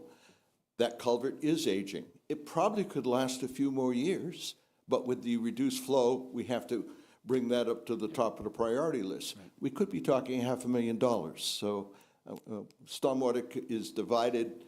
The function of stormwater is divided between the Concom, which concerns itself with construction stormwater, and then the Stormwater Committee worries about what happens after the fact. So we're in the process of looking at the effect of the various 40Bs and other projects, and to see what the capital impact is and the ongoing impact is. Thank you.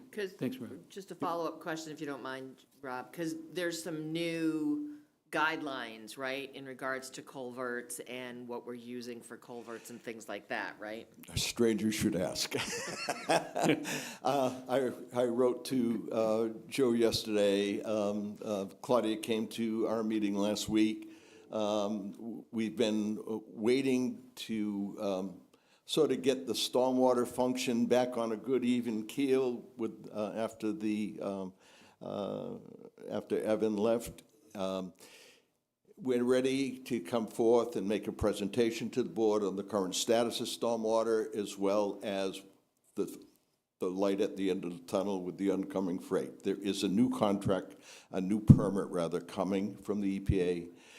Chances are it's being delayed because the administration is not exactly pro-conservation, and EPA is under fire. So that may buy us some time to do some other catch-up types of things, and we're factoring that in. But I mentioned to Joe in my email that we'd like to come either the end of March or beginning of April. So Claudia's recommendation was come before town meeting. Yeah. And so we'll come and make a So look presentation like to you an then. April meeting. Okay, So that way they can get their ducks in line, okay. Hopefully the first one. hopefully. if they're ready, when they're ready. Mr. Chair? Yes, can sir. you- 30 seconds, because I can't let that hang there, that Claudia said that the whole hill is pervious and now it's going to be impervious. It's our job at the Conservation Commission to make sure that that water goes someplace besides into the street and off. And that's part of the whole calculation of this. How we're going to do that, you'll have to tune into the Conservation Commission. That's a But great if I way leave to- it at yeah, that. that works. But it's not a matter of just laying down a whole lot of asphalt and having that water just fly all over the Yep. place. Right. That water can't fly all over the Right. place under the guidelines. Thank you, Carl. Thank you. Appreciate Thanks, that. Carl. Thank you. All right. All right, update on Keefe Tech Yeah, just, and their school project. yeah, I had advised you that Keefe Tech was applying to be a part of the MSBA program for this coming year, and so they were accepted. And so if you do recall, just from our own MSBA project not too long ago, one of the first steps that you do is you go through and you do enrollment projections, and you come up with essentially an enrollment maximum number. And so we had a meeting with the MSBA, Keefe Tech did, as well as members of their school committee, as well as members of the administration of all the member towns as well, just to kind of get an update with MSBA. The enrollment that Keefe Tech is looking, they will not go over 1,200. So that is the figure that they have kind of drawn the line in the sand on. They feel like that will give them a little bit of room, but not that much. They think, if everything got maxed out, the enrollment could be somewhere as high as like 1,700. But as we all know with our Mendez school, it doesn't, that doesn't, just because it's the max doesn't mean that that's what the MSBA decides to fund. Right. So, but anyway, that so far is on track, and I believe part of that presentation also included a timeline for when the enrollment projections are supposed to be finalized, and that's really kind of a major step. So, just wanted to update you on that. Michael, could you just, excuse me, could you just explain how would Ashland vote? So say that this goes forward, and they're gonna build a new school, and then would Ashland, as one of the member towns, how does it work? Will we vote for a debt exclusion similar to what we've done in the community? I think it's a little different, isn't it? It is a little bit different. And quite frankly, I'm still trying to get clarity on exactly what happens, whether it can be a debt exclusion or not. I've heard that it could not go forward as a debt exclusion, but I heard that from, I don't want to say a non-credible source, but a source that's just not very familiar with MSBA. So I would hope we'd be able to do a debt exclusion, just because I think the impacts of having it inside the levy would be pretty tough. Yeah, and do all the towns, or a certain number of the, how many communities are there? 5.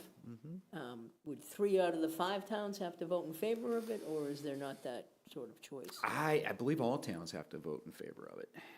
Okay. So it's unanimous. It has to be a unanimous I vote. believe so, yeah.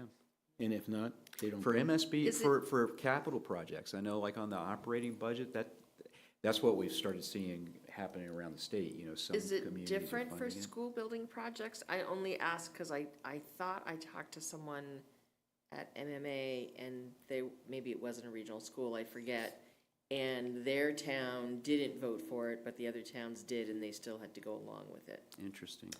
So, I feel like there's something, I think so too. yeah. Yeah.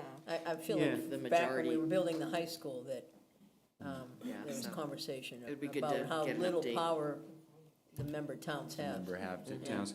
But I'm not Yeah, sure. so I'm still getting some clarity on that myself, so. And just also for clarification's sake, the 5-member towns wouldn't pay all into that equally, correct? Correct. It's based on enrollment, I don't think that. like participation. Correct. And remind me what Keefe Tech has, they've moved to a different process, right, for enrollment? Or are they looking to move to a different process? Or So- did they completely kill that process? They're being forced to move to a different process, but then there's a process within the process that they're looking at adopting as well, that deals with apportionment, that's the technical term, that makes sure that the member towns have an ability to participate in the decision-making. It wouldn't just be dominated by like one large community, you know, like Framingham. You know, you don't want to get in a situation where Framingham has essentially all the power. So that's what they're worried about. Okay.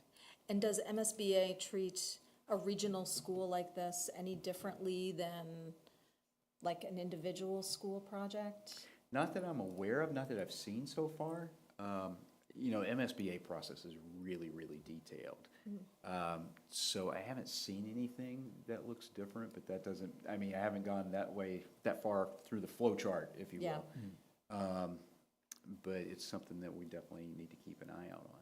So now they're going to do a feasibility study? Is that what they're? They're in the feasibility study process right now. Gotcha, okay. Right now, they're doing the enrollment projections. Thank you. Good? Anyone else? We're good? Makita, you okay? All righty. All right. Thank you. Well, friendly reminder that all warrant articles for the annual town meeting are due by February 27th, 2026. So if you plan on submitting a warrant article, make sure you get it in by the 27th. 28th is no good. It's not even a leap year. I know, it's not even a leap year. Not yet, anyway. Okay, next on our agenda, an open space per the Town of Hopkinton special permit, 71 Franklin Road and 0 Cross Street. We have received several correspondences, and I know Susan is here. How are you? Nice to put a face to the letter. And to support a matter that, right now, the old, and this is going back to the old folks that lived in the area, the old Liberty Mutual headquarters, which is now 71 Franklin Road, had some open space land parcels, and part of that parcel was a parcel in Ashland, which is 0 Cross Street. And it was deemed to be left as open space. And per the permitting process in Hopkinton, and I'm trying to make a long story short here, the town of Hopkinton voted that to happen, that they would make sure that that property stayed in perpetuity as open space, and that included the parcel in Ashland. From what we're hearing, that's not totally accurate, and there's a possibility that the new landowner is trying to sell that parcel of land that's in Ashland to be built on. So I know Susan has, Susan, please come on up and introduce yourself, and I know you have some folks here that are supporting you as well, so. Indeed. Susan Thorne, 181 Cross Street. Thank you for adding this to the agenda. Really appreciate it. It's not a problem. It's a concern for us, and we wrote a letter in support, and I did a rough draft, sent it along to town council. I think it's in all your packets. There is a red line version and a clean version, and if we approve that tonight, we will, I'll send that along to the select board and to the building commissioner as well. Greatly appreciate the board taking action as well as Michael Herbert's support on this topic, because you're right, Hopkinton had an opportunity to act to protect that land. And when Tony and I, back in, I think it was 2019, 2020, went to the Hopkinton town meeting when this whole solar project was about to happen, we were assured by Seaboard Solar, who was the then owner, oh yes, don't worry about that. That's all conservation land, including abutting your property. And then, lo and behold, Agilitas bought it from Seaboard Solar, and then I brought some materials that are supplemental to what I had provided before, but back in 2024, in the registry, they characterized the property as potentially buildable, which I think sort of signals their intent right, to put it on the market. And then they actually put it on the market last March, which was months before the town accepted the gift of the land, the Hopkinton land. So they looked out after their land only, which was disappointing. But they have the authority, right? And they have really, in my view, the responsibility to get the Ashland land included. Right, now, has Hull taken ownership of that property yet? I talked with Maury Gasser because I thought Halt would be the recipient of all of the land, but he said, no, they decided to give it to the town of Hopkinton As open space? as open space. Okay, and Yes. so the parcel in Ashland is in limbo? It's in limbo, but it's been on the market for a long time, and there is a buyer lined up. I've talked with both Agilitas and the prospective buyer, and he said, oh, I have a purchase option contract to buy the land, and I think he has until the end of February to act on it. And I'm just astounded that they're able to put it on the market because it was supposed to be protected. And in fact, the special permit is the legal, that trumps everything. I Right. know that the building commissioner in Hopkinton mentioned this A&R and the certificate of occupancy, which they should not have granted it to them, in my point of view, because they didn't fulfill the special permit. So regardless, the special permit is what governs that land. It runs with the land. I guess that's a legal term, and that's what Hopkinton and, with your support, Ashland should be. Right, Pushing concerned forward. with, right, Yes. and pushing for that, Yes. absolutely. Yes, exactly. Yeah. So, as of right now, we don't know, where would the entryway, or the easement to that property be? Would it be in Ashland, or would it be off of Deer Run? Or when you say the easement, the whole property it's about 1.8 acres. Right. But portion of that land is gonna be open space. The entire 1.8 acres that's in Ashland it attaches to. Oh, okay, The right. rest of the Hopkinton. Pass it I think down it's if other supposed to people be. haven't seen it. Depending on which document you read, it's 7.1. either 52 acres in total or over 45 acres. 45. But that 1.8 acres, that little triangle, was Yep. meant to be part of that whole Right. parcel. Right. And they just, through this A&R, lopped that off, which, I guess they can, but the fact is, it's still designated as open Little space. corner. So is that land landlocked? No, there's frontage, and there's quite a lot of as Rob was saying, there's a lot of the trail system that goes through that land. Okay. I mean, it's a didn't realize major how far that access came point down. for Ashland residents to Right. get into the trail system. Okay. And it And maybe, connects I don't know if he's seen it, he Hopkinton might have with seen something on Ashland. that. Yeah, Sorry, so. Yeah, no, I've seen it. You've seen the map? Yeah, I have, yeah, Okay. yeah. Thank you. sure. Yeah, so I mean, I've talked with neighbors. David Rosenblum's one of my neighbors who uses that trail all the time. I mean, we're confident that with the tools this town has available, zoning, conservation mechanisms, acquisition pathways, coordinated planning with Hopkinton, that the town can identify an effective path to continue the longstanding, commitment to preserving open space, basically. We would like to respectfully ask that any municipal permits related to Zero Cross Street be paused until this matter is resolved, and then also that town council notify the prospective buyer and Agilitas that parcel is subject to a recorded, it's in the registry of deeds, special permit condition that requires open space use, and that the town intends to uphold that condition. I mean, that's really the authority. And I think that provides clarity early to the prospective buyer, and it would avoid complications later. And then, I guess last thought is, if that buyer should actually take the property subject to those conditions, which run with the land, we would simply ask that the town enforce the conditions. I mean, it's intended to be open space, it always was. Right, Yeah. right. So I just have one question. Susan, you might know this. So if there is, let's say, a builder who buys that property and wants to build a home on it, they would need to get a building permit. Yes, And they would need to get one from the Ashland Building Commissioner. that's right. So how could we issue? Yeah, I was about to say, How I can think we issue a there you building go, right permit? there. How do you issue a building permit when there's already? When there's a conservation. Right, and there's conservation restriction on that. Exactly. I think that's why it's so important to communicate with this buyer, to just make it clear what this town's position is. Yeah. So that they don't think they're just going to come in and railroad and put a Right. building up where this, no, this was supposed to be Right. open space. So it's recorded with the Registry of Deeds? Yes, it still? is. Yes. So, Yes, I it mean, is. I would think this person, right, would be doing that research. One but- would- You one you would would hope. You would hope. Yeah, But yeah, yeah, it right. No, I depends know, on the I- buyer, Claudia. No, It I- all depends on the buyer. Yeah. And it depends upon what's told to them. No, I get it, depends on, but I'm just saying, Yeah. it's there. But yeah, I don't see how the building commissioner could issue a building permit on land that's deemed conservation land. Well, that's why we were asking to hold on any municipal permits related to that land, because it shouldn't be allowed to be developed. And just that open communication with that prospective buyer and with the Agilitas to let them know, no, you know, we have the same understanding that that's not going to be developed. Interesting. Now, you spoke to the individual, the potential buyer already? I did, but that's before I started investigating this whole, wait a minute, I think that's Yeah. supposed to Yeah. be open.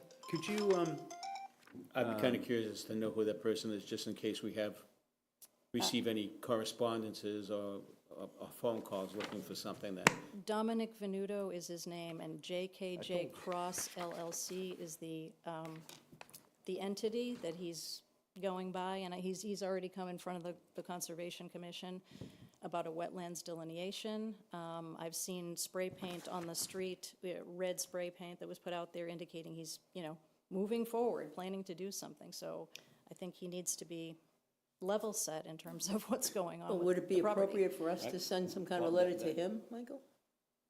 That's what I was hoping town council would do, to him and Agilitas, to let them know where Ashland stands. right. yeah, I think really we would probably be limited to, unless, I mean, I don't think the purchase and sale is public. You probably got a copy of it somehow. Dominic said it was a purchase option contract, and I think he said he had until the end of February to act on it. Yeah, I bet you I know who's financing it too. So I might be concerned about sending something to a potential purchaser, but I have no problem sending something to Agilitas Agilitas. and letting them know that our building commissioner wouldn't be issuing a building permit That would be on great. property. That would be great. Well, and restriction. that we are in support of Right. the Original. agreement that the Hopkinton Planning Board did, and we do not want to see this built because there's already these restrictions put on it. And even though Hopkinton feels that they can't enforce it because it's land in Ashland, we as the Ashland Select Board support that decision for Absolutely. this Yeah. parcel. Exactly. That needs to go to the current owner of the property. I mean, I wasn't saying that Doug would be like doing us a favor by not issuing a building permit. I just don't think he could legally because of the, Right. you know, the He could restrictions. probably on answer property. that, too. Yeah, He would, right. he could probably answer that question. Yeah. Yeah. And we can ask Lisa that too. I also think, like, you know, we had drafted this letter that Lisa had given comments to. I would say, at the very least, on the CC line, we send a copy to Agilitas too, you know, because, Yeah. because I think more information, the better. Yeah. And then if we send this letter to Agilitas plus the Hopkinton Select Board plus Planning the planning department there, and then follow it up with a letter from the building commissioner, then it kind of makes sense. Right. So that would be my recommendation, you know, That's fine. to just I add, mean, like add that, them to yeah. the distribution. Part of this discussion is gonna, whether or not you approve the letter that was originally drafted, and then Lisa made the revisions on it, and we have the clear version of it, so. That would be the letter that I would recommend sending, because Lisa's already done the reading. Right. Right, but I think the But CC CCing list it- that oh, you've absolutely, laid just out adding makes, those two. makes Certainly, sense. the- because Yeah. sending it to the Hopkinton Board does nothing. No, Because they can't, they've already stated that they can't support or they can't enforce their restrictions in the town of Ashland. So I think the we can current definitely CC it landowner to- Yeah, needs to get this. yeah. Just, Joe, Just to clarify Conservation Commission's involvement in this, someone came before us to delineate the wetlands. Wasn't the prospective buyer and it wasn't the landowner. It was somebody working, I suppose, on behalf of one of them, that they had mapped the wetlands and they wanted us to come out to confirm the wetlands. We didn't know anything about this at that time. Right. We found out shortly thereafter what was going on. Sure. So the only thing that's been approved are where the wetlands are. So not only would this person have to go to the building inspector for a building come to permit, you but again, they would right? have to go to the Conservation Commission, and they would have to go to the Board of Health because they would need a septic permit in that lot as well. So we became aware of this whole situation after we confirmed the delineation of the wetlands, and it was explained to us, Yep. and it became very clear. We support Susan's position. Oh, absolutely. Then I would also say, just to that point, if our building commissioner sends a letter, that a copy of that also goes to the Conservation Commission and our Board of Health too. And I would also almost think that the Conservation Commission could also send a letter saying, after we did this, we have come, we've received new information Additional about this information, right. parcel, that it needs to stay as open space. Right, because of the From a deed restriction that's on it conservation already perspective, from past I think actions. that makes sense, Yolanda. Yep. The more Okay, more thanks, letters Carl. they get, the Appreciate it. better. The better, Thanks. yeah. Thank you. I just wanted to add one thing. I don't know if this is a matter of Hopkinton didn't think that they could speak for Ashland's land or whatever, but they technically, because that permit goes with the project, they did have the authority to enforce it. So anyway, They are now saying that they don't feel like they have the ability to enforce it, But- that it's but 4 land years in ago they Ashland. did. They do have the ability. The other thing, I didn't get a chance to go to the Ashland Historical Commission, but I've been in contact with them, and they said that there are articles of historical and cultural significance to the American Indians on that land as well, just as there is on the adjoining Hopkinton parcel, because way back when in history, that land and the house that I'm living in actually was part of Hopkinton, but when Unionville bought surrounding land from communities, that became part of That Ashland. became part of it, yeah. Yes, yes. Okay. Thank you. Thanks. Thank you, Susan. So do we need to take a vote on this letter? I think we need to take have you had the opportunity to read the? I move that we submit the letter as presented by Joe and updated by Lisa, but we include the recipients of the current landowner, the person who has the agreement to purchase the land, as well as, who else did we say? I think that's it. I think that's. And Yeah. Susan, you have that information, And, addresses that we could send it off to? And thank you. the Ashland Conservation Commission and our Board of building Health. commissioner. Yep.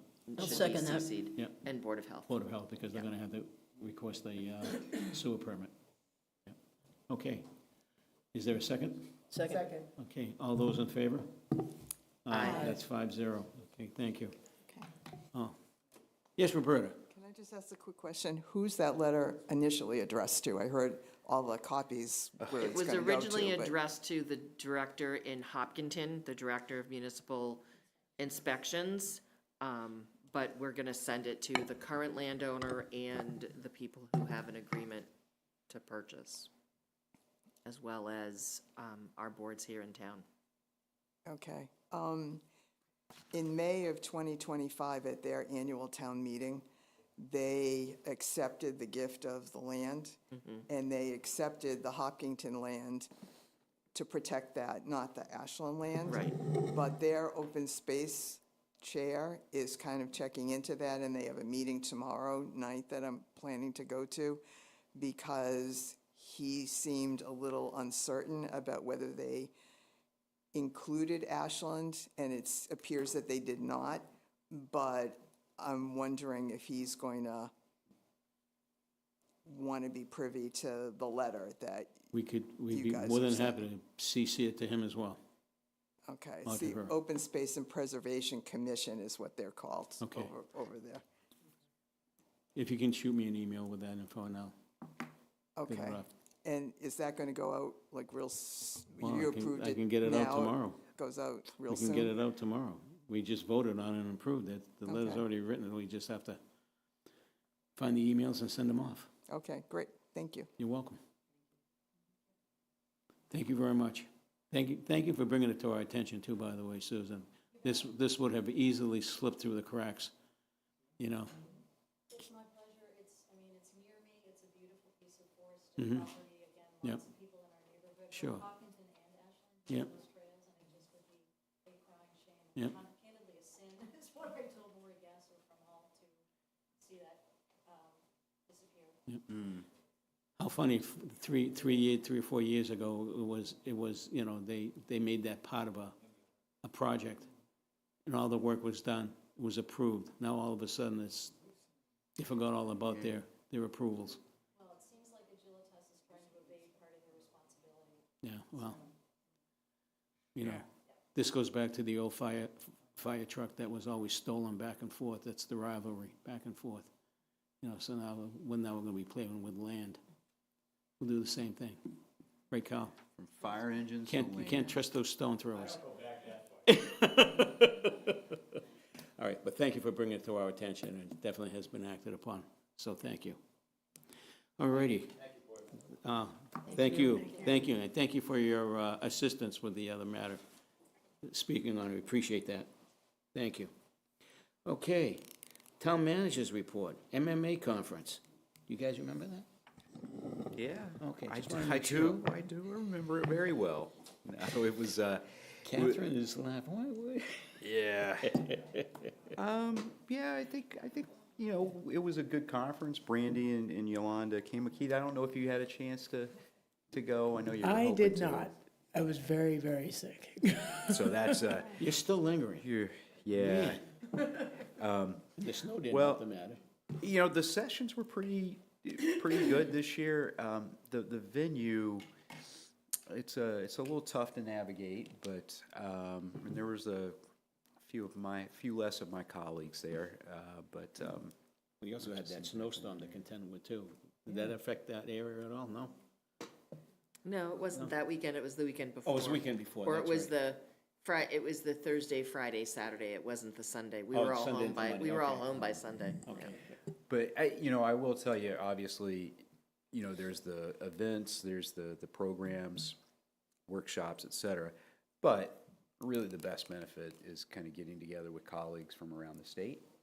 And, you know, I don't know about you, but I mean, a lot of the talk was around financial issues and what towns are going through, and many of them are finding themselves in very similar situations as we do.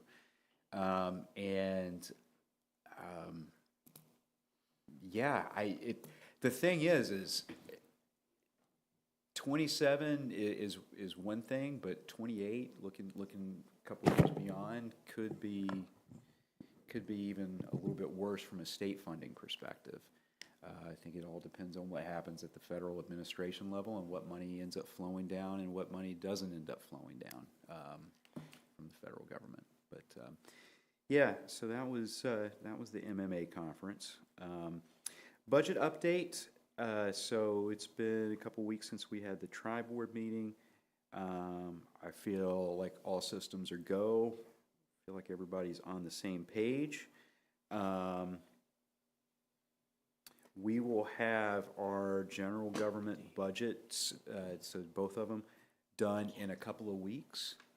So, and so that way we'll be able to start talking about, okay, well, this is what, you know, this is what a yes vote means. This is what a no vote means in terms of the general government side. And so I know, you know, there has been an outside group that's been formed that's doing a lot of work as well. That's probably going to sponsor their own forums, but, you know, I'm sure that we'll probably want to do our own forums as well once we get all the numbers kind of tied in and we get that narrative put together. So, did any of you have any other thoughts about the budget? Just, we haven't really had a chance, I don't think, to really sit down and talk after the tri-board. The information that you provided us was, you know, straightforward and stuff. Is easy to understand. I know that we have to. Well, I owe you the presentation. Yeah, I was gonna Yeah. ask, actually, because we didn't get that Yeah. the backflow. Yeah. Yeah, yeah, we Yeah, did- yeah, I we was did- supposed to didn't get that, send yeah. that last week, and I didn't do it. Okay. But, because I didn't get all the way through mine, which is fine. But it had some information that probably would have answered some questions, some of your questions ahead of time, so. Okay. Someone can get that out. Will it also be possible to get the information that the department's heads presented on Monday?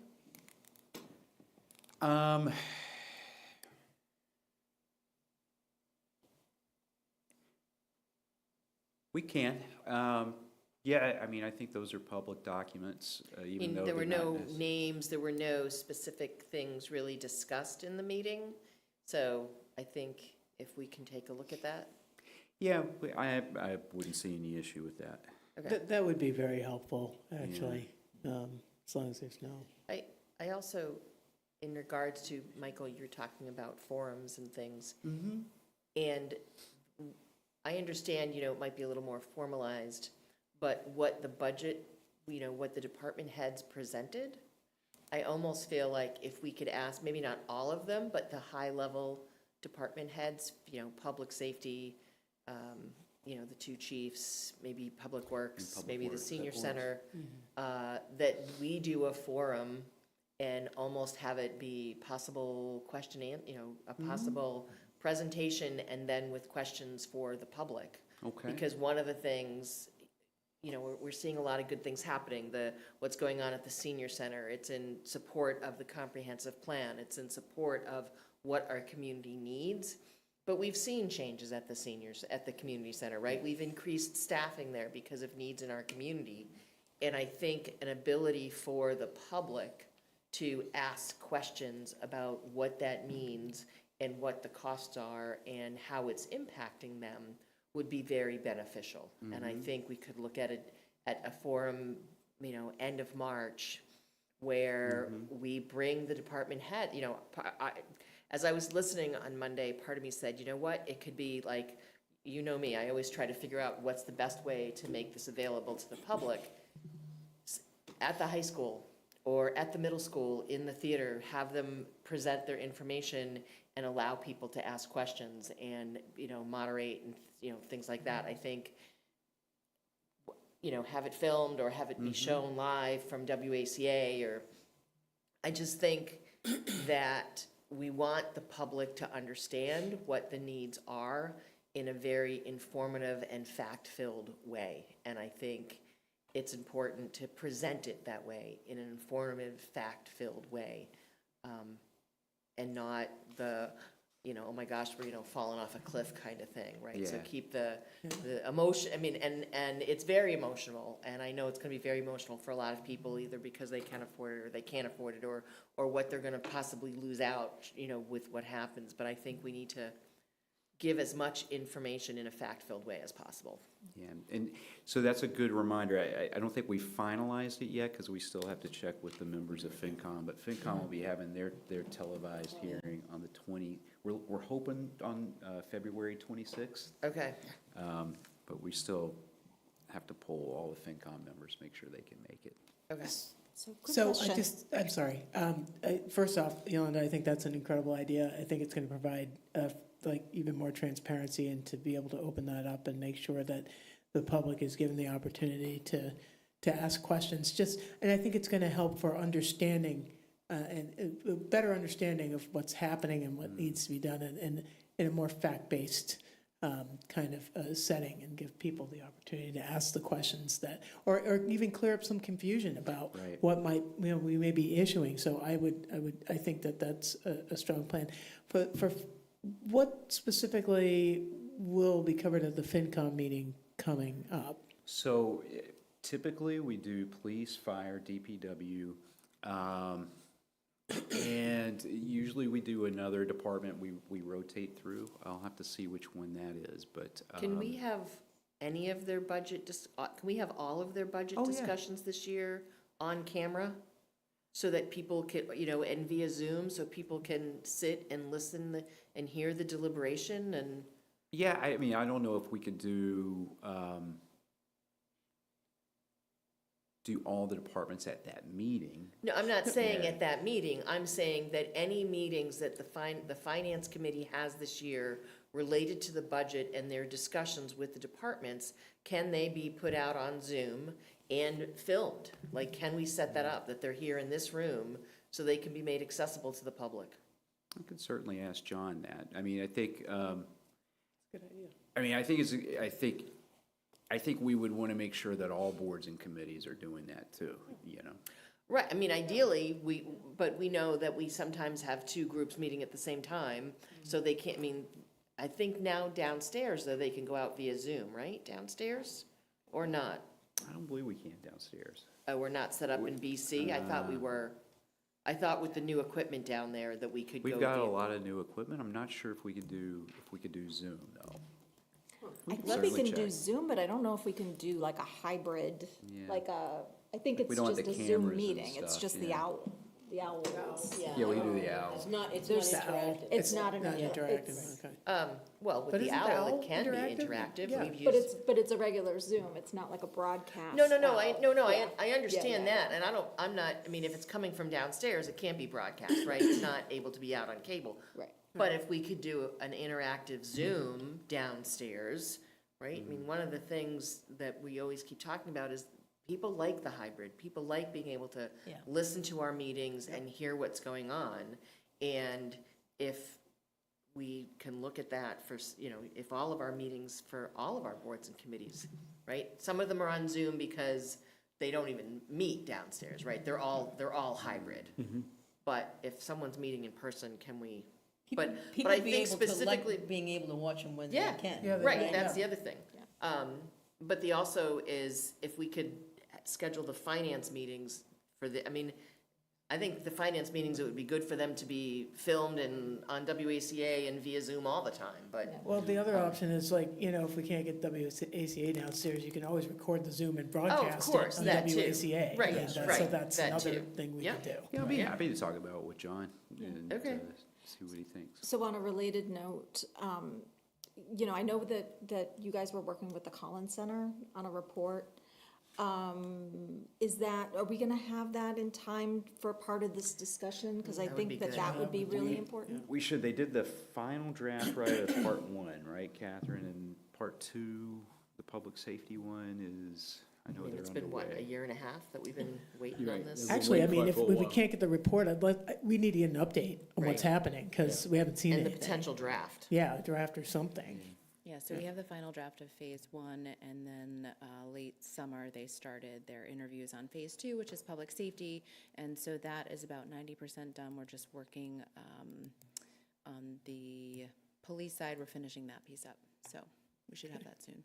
Yeah, police and fire. What's part one Soon, and yeah. what's part two? Sorry, Yeah, part one right. is everybody other than police and fire. Oh, So okay. phase one is everybody excluding police and fire. So phase one, we just received the final draft.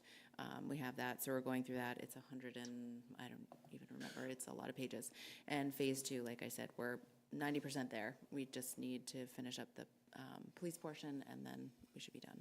Would you mind sharing the project plan so that we have an idea of what the deliverables are and when we should expect to see outputs from them? So we don't keep harassing you about that. Because I think that would help. Yeah. Is it so we can understand in case anybody has any questions, we can answer those too. And if we can kind of just have a check-in, because I'm thinking as we go through this budget process, I think that that's really an important data point. And as we are discussing this with the public, that is going to be, needs to be part of it, which means we kind of need it sooner rather than later. So is there a time frame, do you think, that we could review the first Yeah, we gotta part? make sure it's accurate. I think that's the key, because we would much rather delay and make sure that it's accurate when it does come out, as opposed to put something out that's not You know what, it makes me feel that we shouldn't have to worry about it being accurate. I was gonna say, aren't we? I wasn't getting that fussy. Make sure it's accurate. And if you've seen the draft, to check their work. I would think that you were they were checking in with you along the way regarding the data, right? So I would think that this report that's coming out should be Just tweaked. accurate on their data, end, yeah. if we've been It's a working little with more them. involved Yeah, than that that. burden but shouldn't it's, be on you to verify their work. But it is, because it is like, it will be coming out from the office, and so I can't, I if it's understand. wrong, I can't say, you know what, Colin's messed up. They're gonna be like, well, you took a look at it, right? Well, I understand that. No, yeah, I mean, I on it. understand a Yeah, spot yeah, check. yeah. But then, like, I think Yolanda's making a good point, like, for the next iteration, I think it's important to have, like, built into the plan, different checkpoints, to make sure that Right. while you're constructing the Phase draft. two. In phase two, when you're constructing that draft, that data are accurate while while you're in real time, then waiting until the end and then having to verify all of it at once, which could be lengthy and difficult. And we have been doing that. Yeah, you've been doing that, We've been right? doing that. Oh, okay. So, So you guys not in the total dark? No. Not in that total. And then finally, some good news, and actually, it is kind of, it is timely, considering we're talking about budget stuff. So, one of the things that we've tried to do, similar to like our aggregation program, is, where we can sign agreements with alternative suppliers. We go ahead and do that, enter into those agreements, and we get a report each year. And so, I'm very pleased to say that this year we saved, let's see, in solar,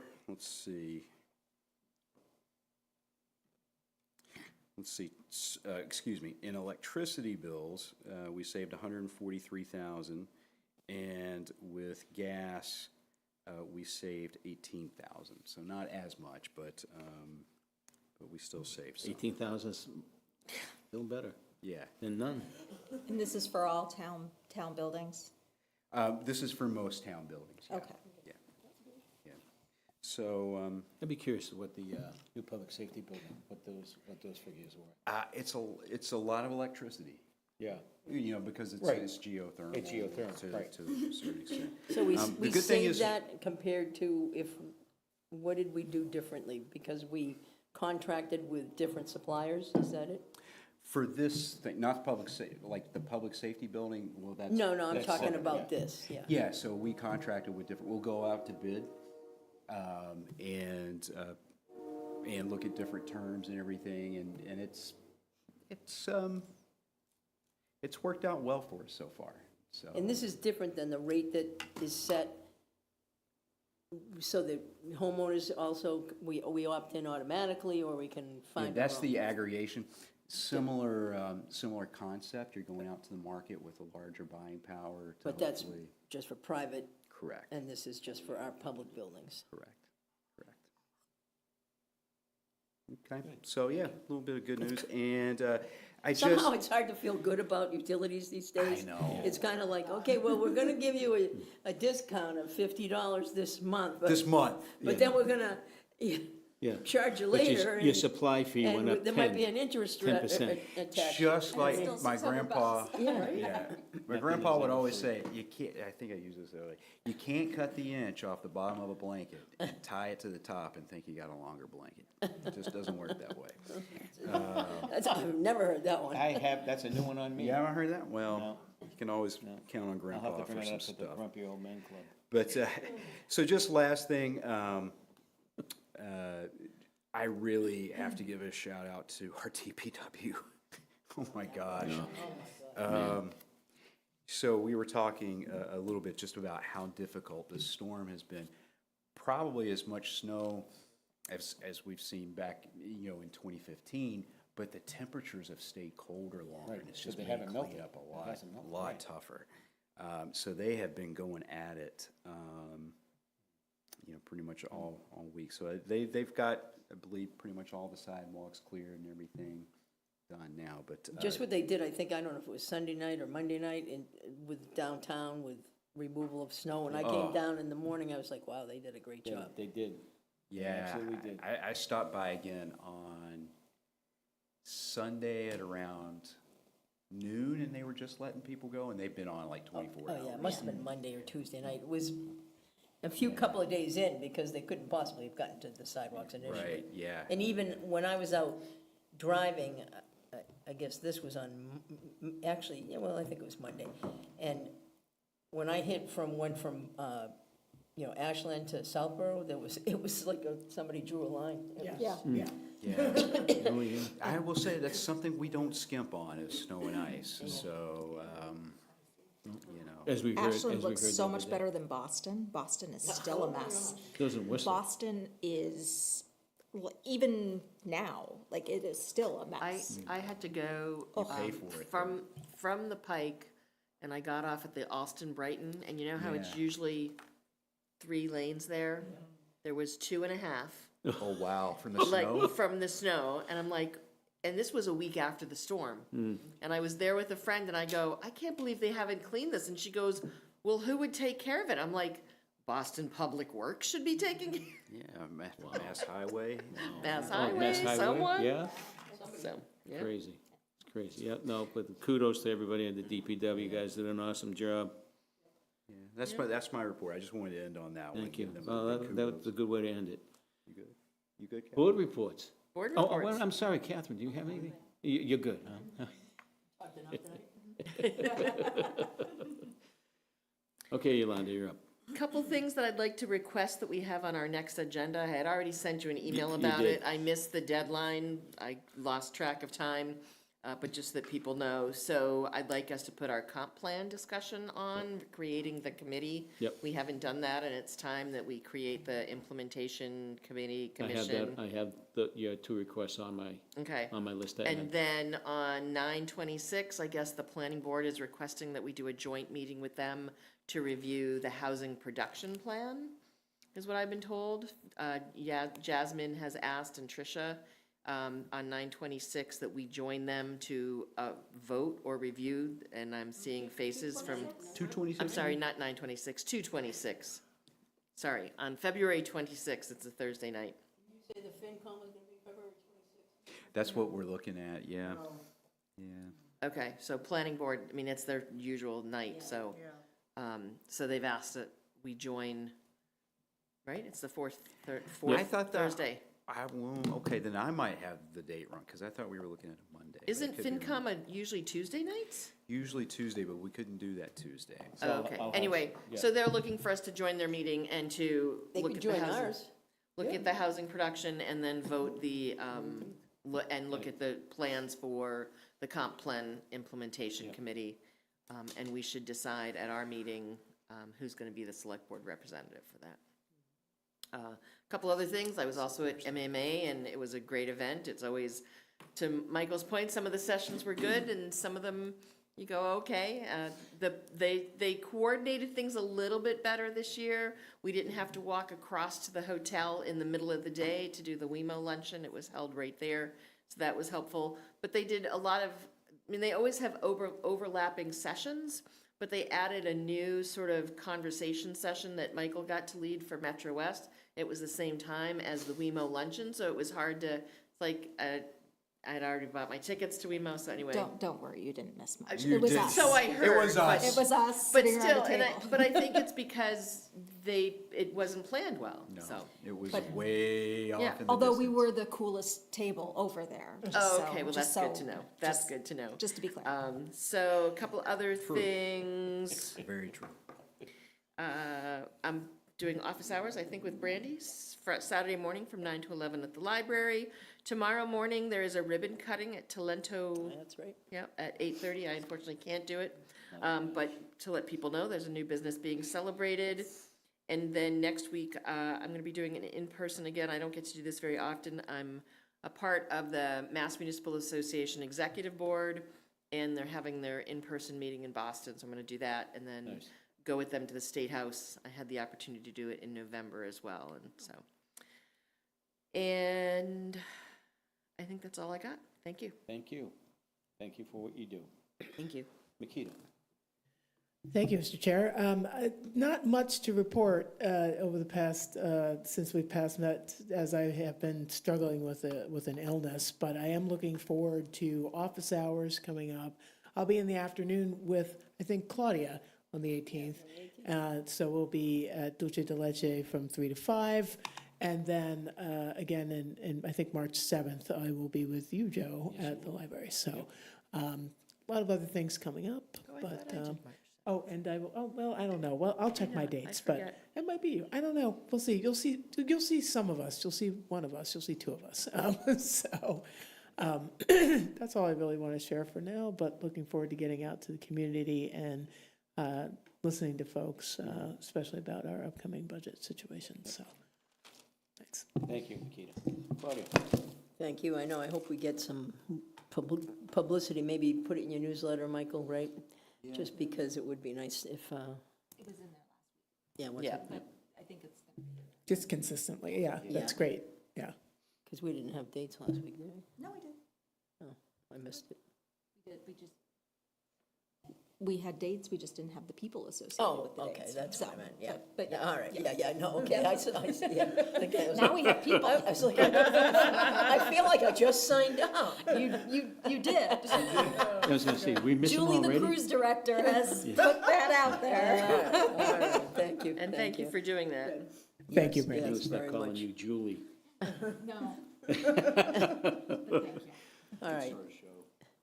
All right, so I've, been to a few meetings, I've been to a couple of Conservation Committee meetings, I have, I signed up to be liaison to the community, CPC, thanks, President, thank you. And I couldn't attend that because the Stormwater Committee also meets, they meet at the exact same time, yeah. so I might be looking to trade with somebody for something, but. Conservation? I'll make you a I deal. have been doing the conservation, so I wouldn't mind that. And I've reached, I did reach out to Aaron Ladd and let him know that I was, but I think I did tell him I also had a conflict. So anyway, so last night was Stormwater, and I met with Rob St. Germain over the weekend to get a little, kind of get me up to speed a little bit faster, but it's gonna take more than that. A lot of information, things I haven't thought a lot about, honestly.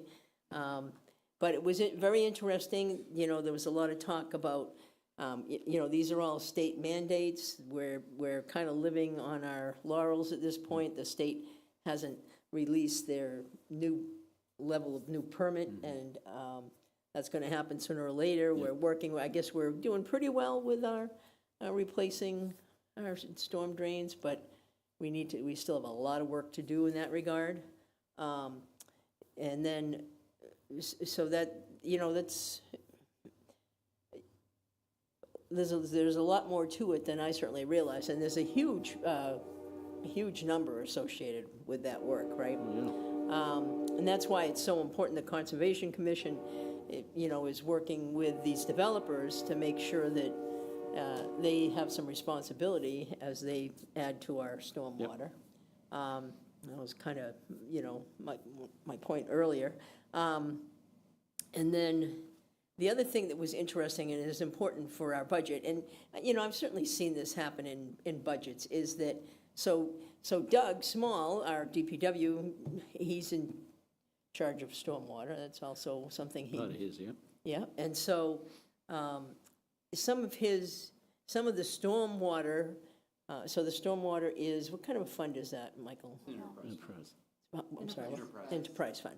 And so some of the enterprise fund is associated with salaries for DPW people, right? And that makes sense, but sometimes the allocation for the stormwater people might seem like it's a little heavy and they're not getting their money's worth. So there was a little conversation last night about that. It was good conversation, and as one might expect, they're both, sort of, advocating for what the needs are.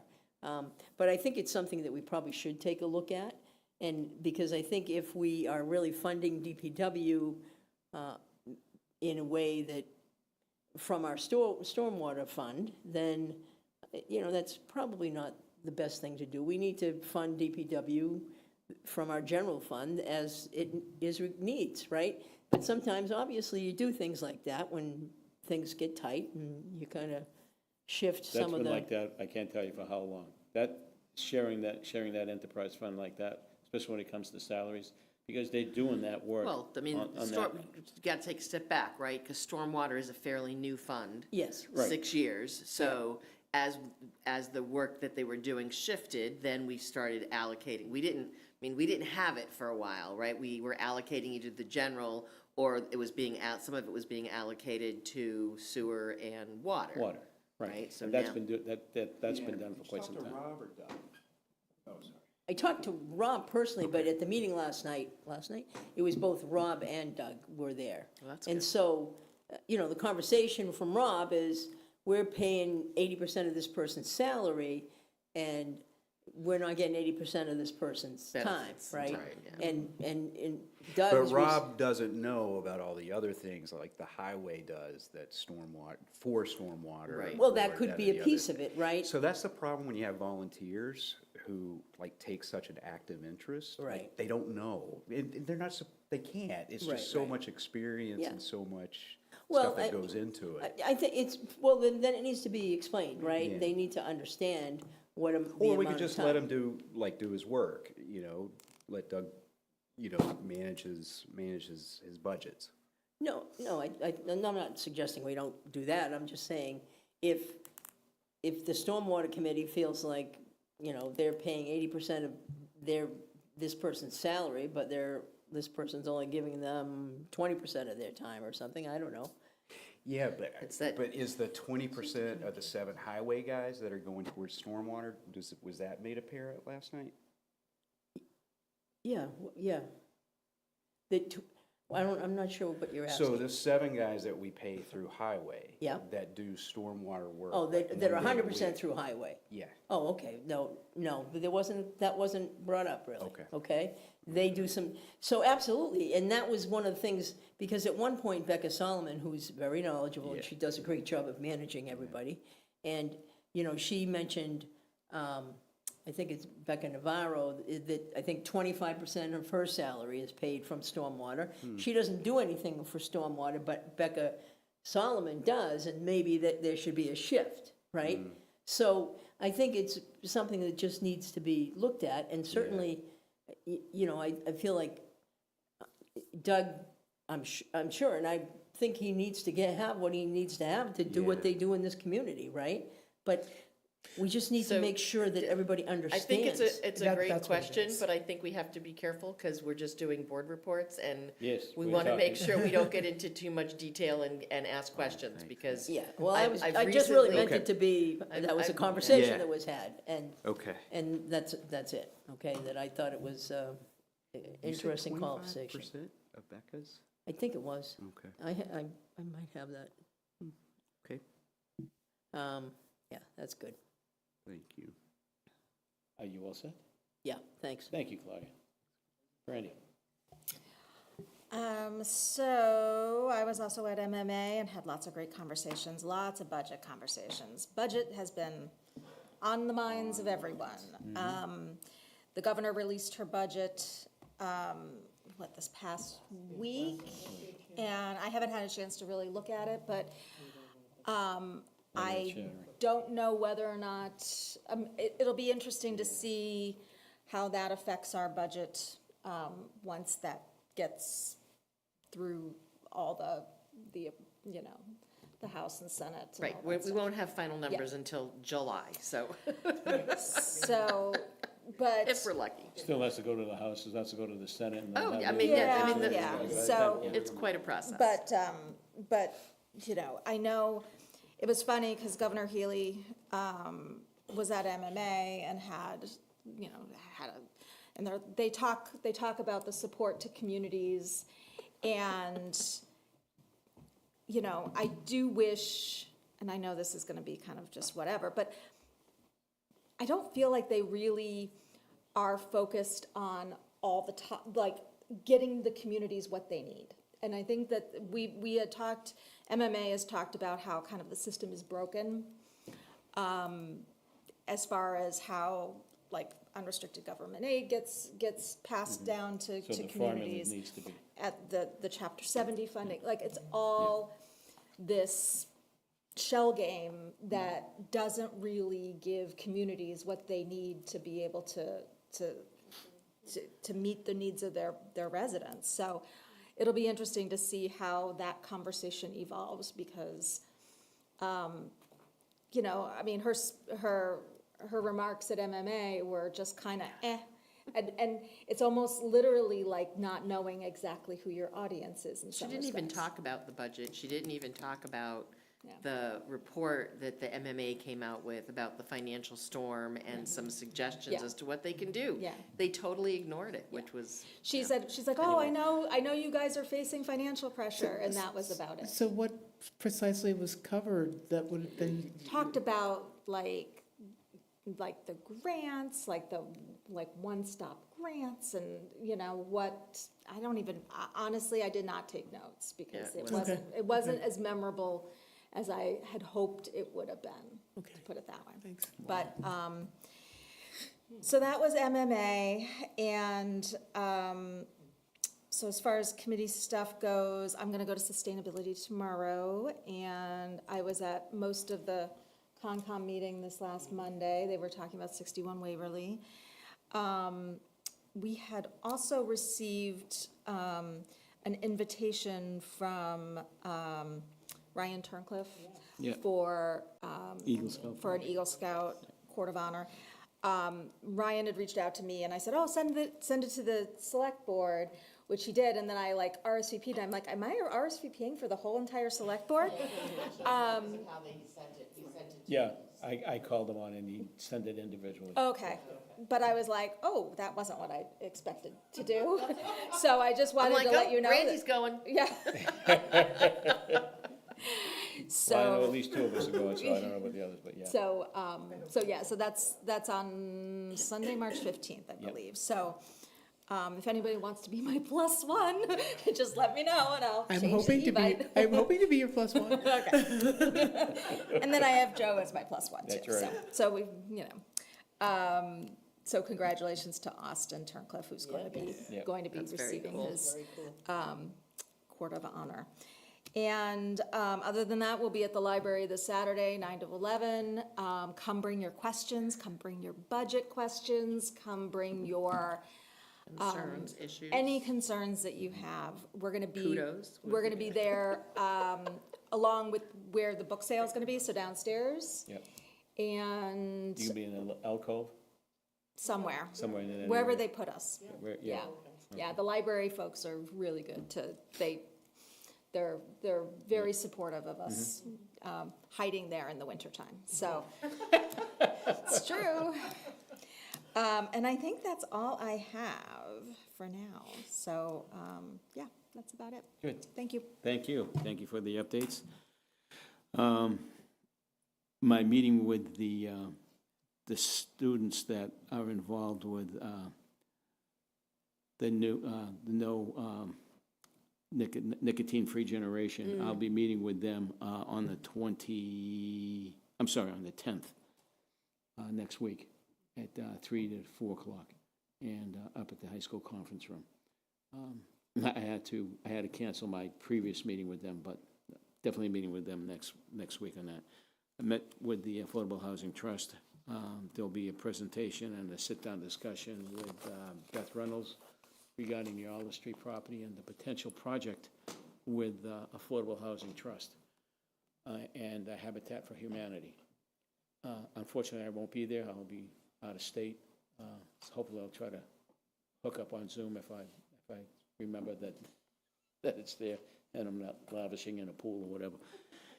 Anyway, and Council on Aging will be my first meeting with them tomorrow at 10:30. I'm looking forward to it.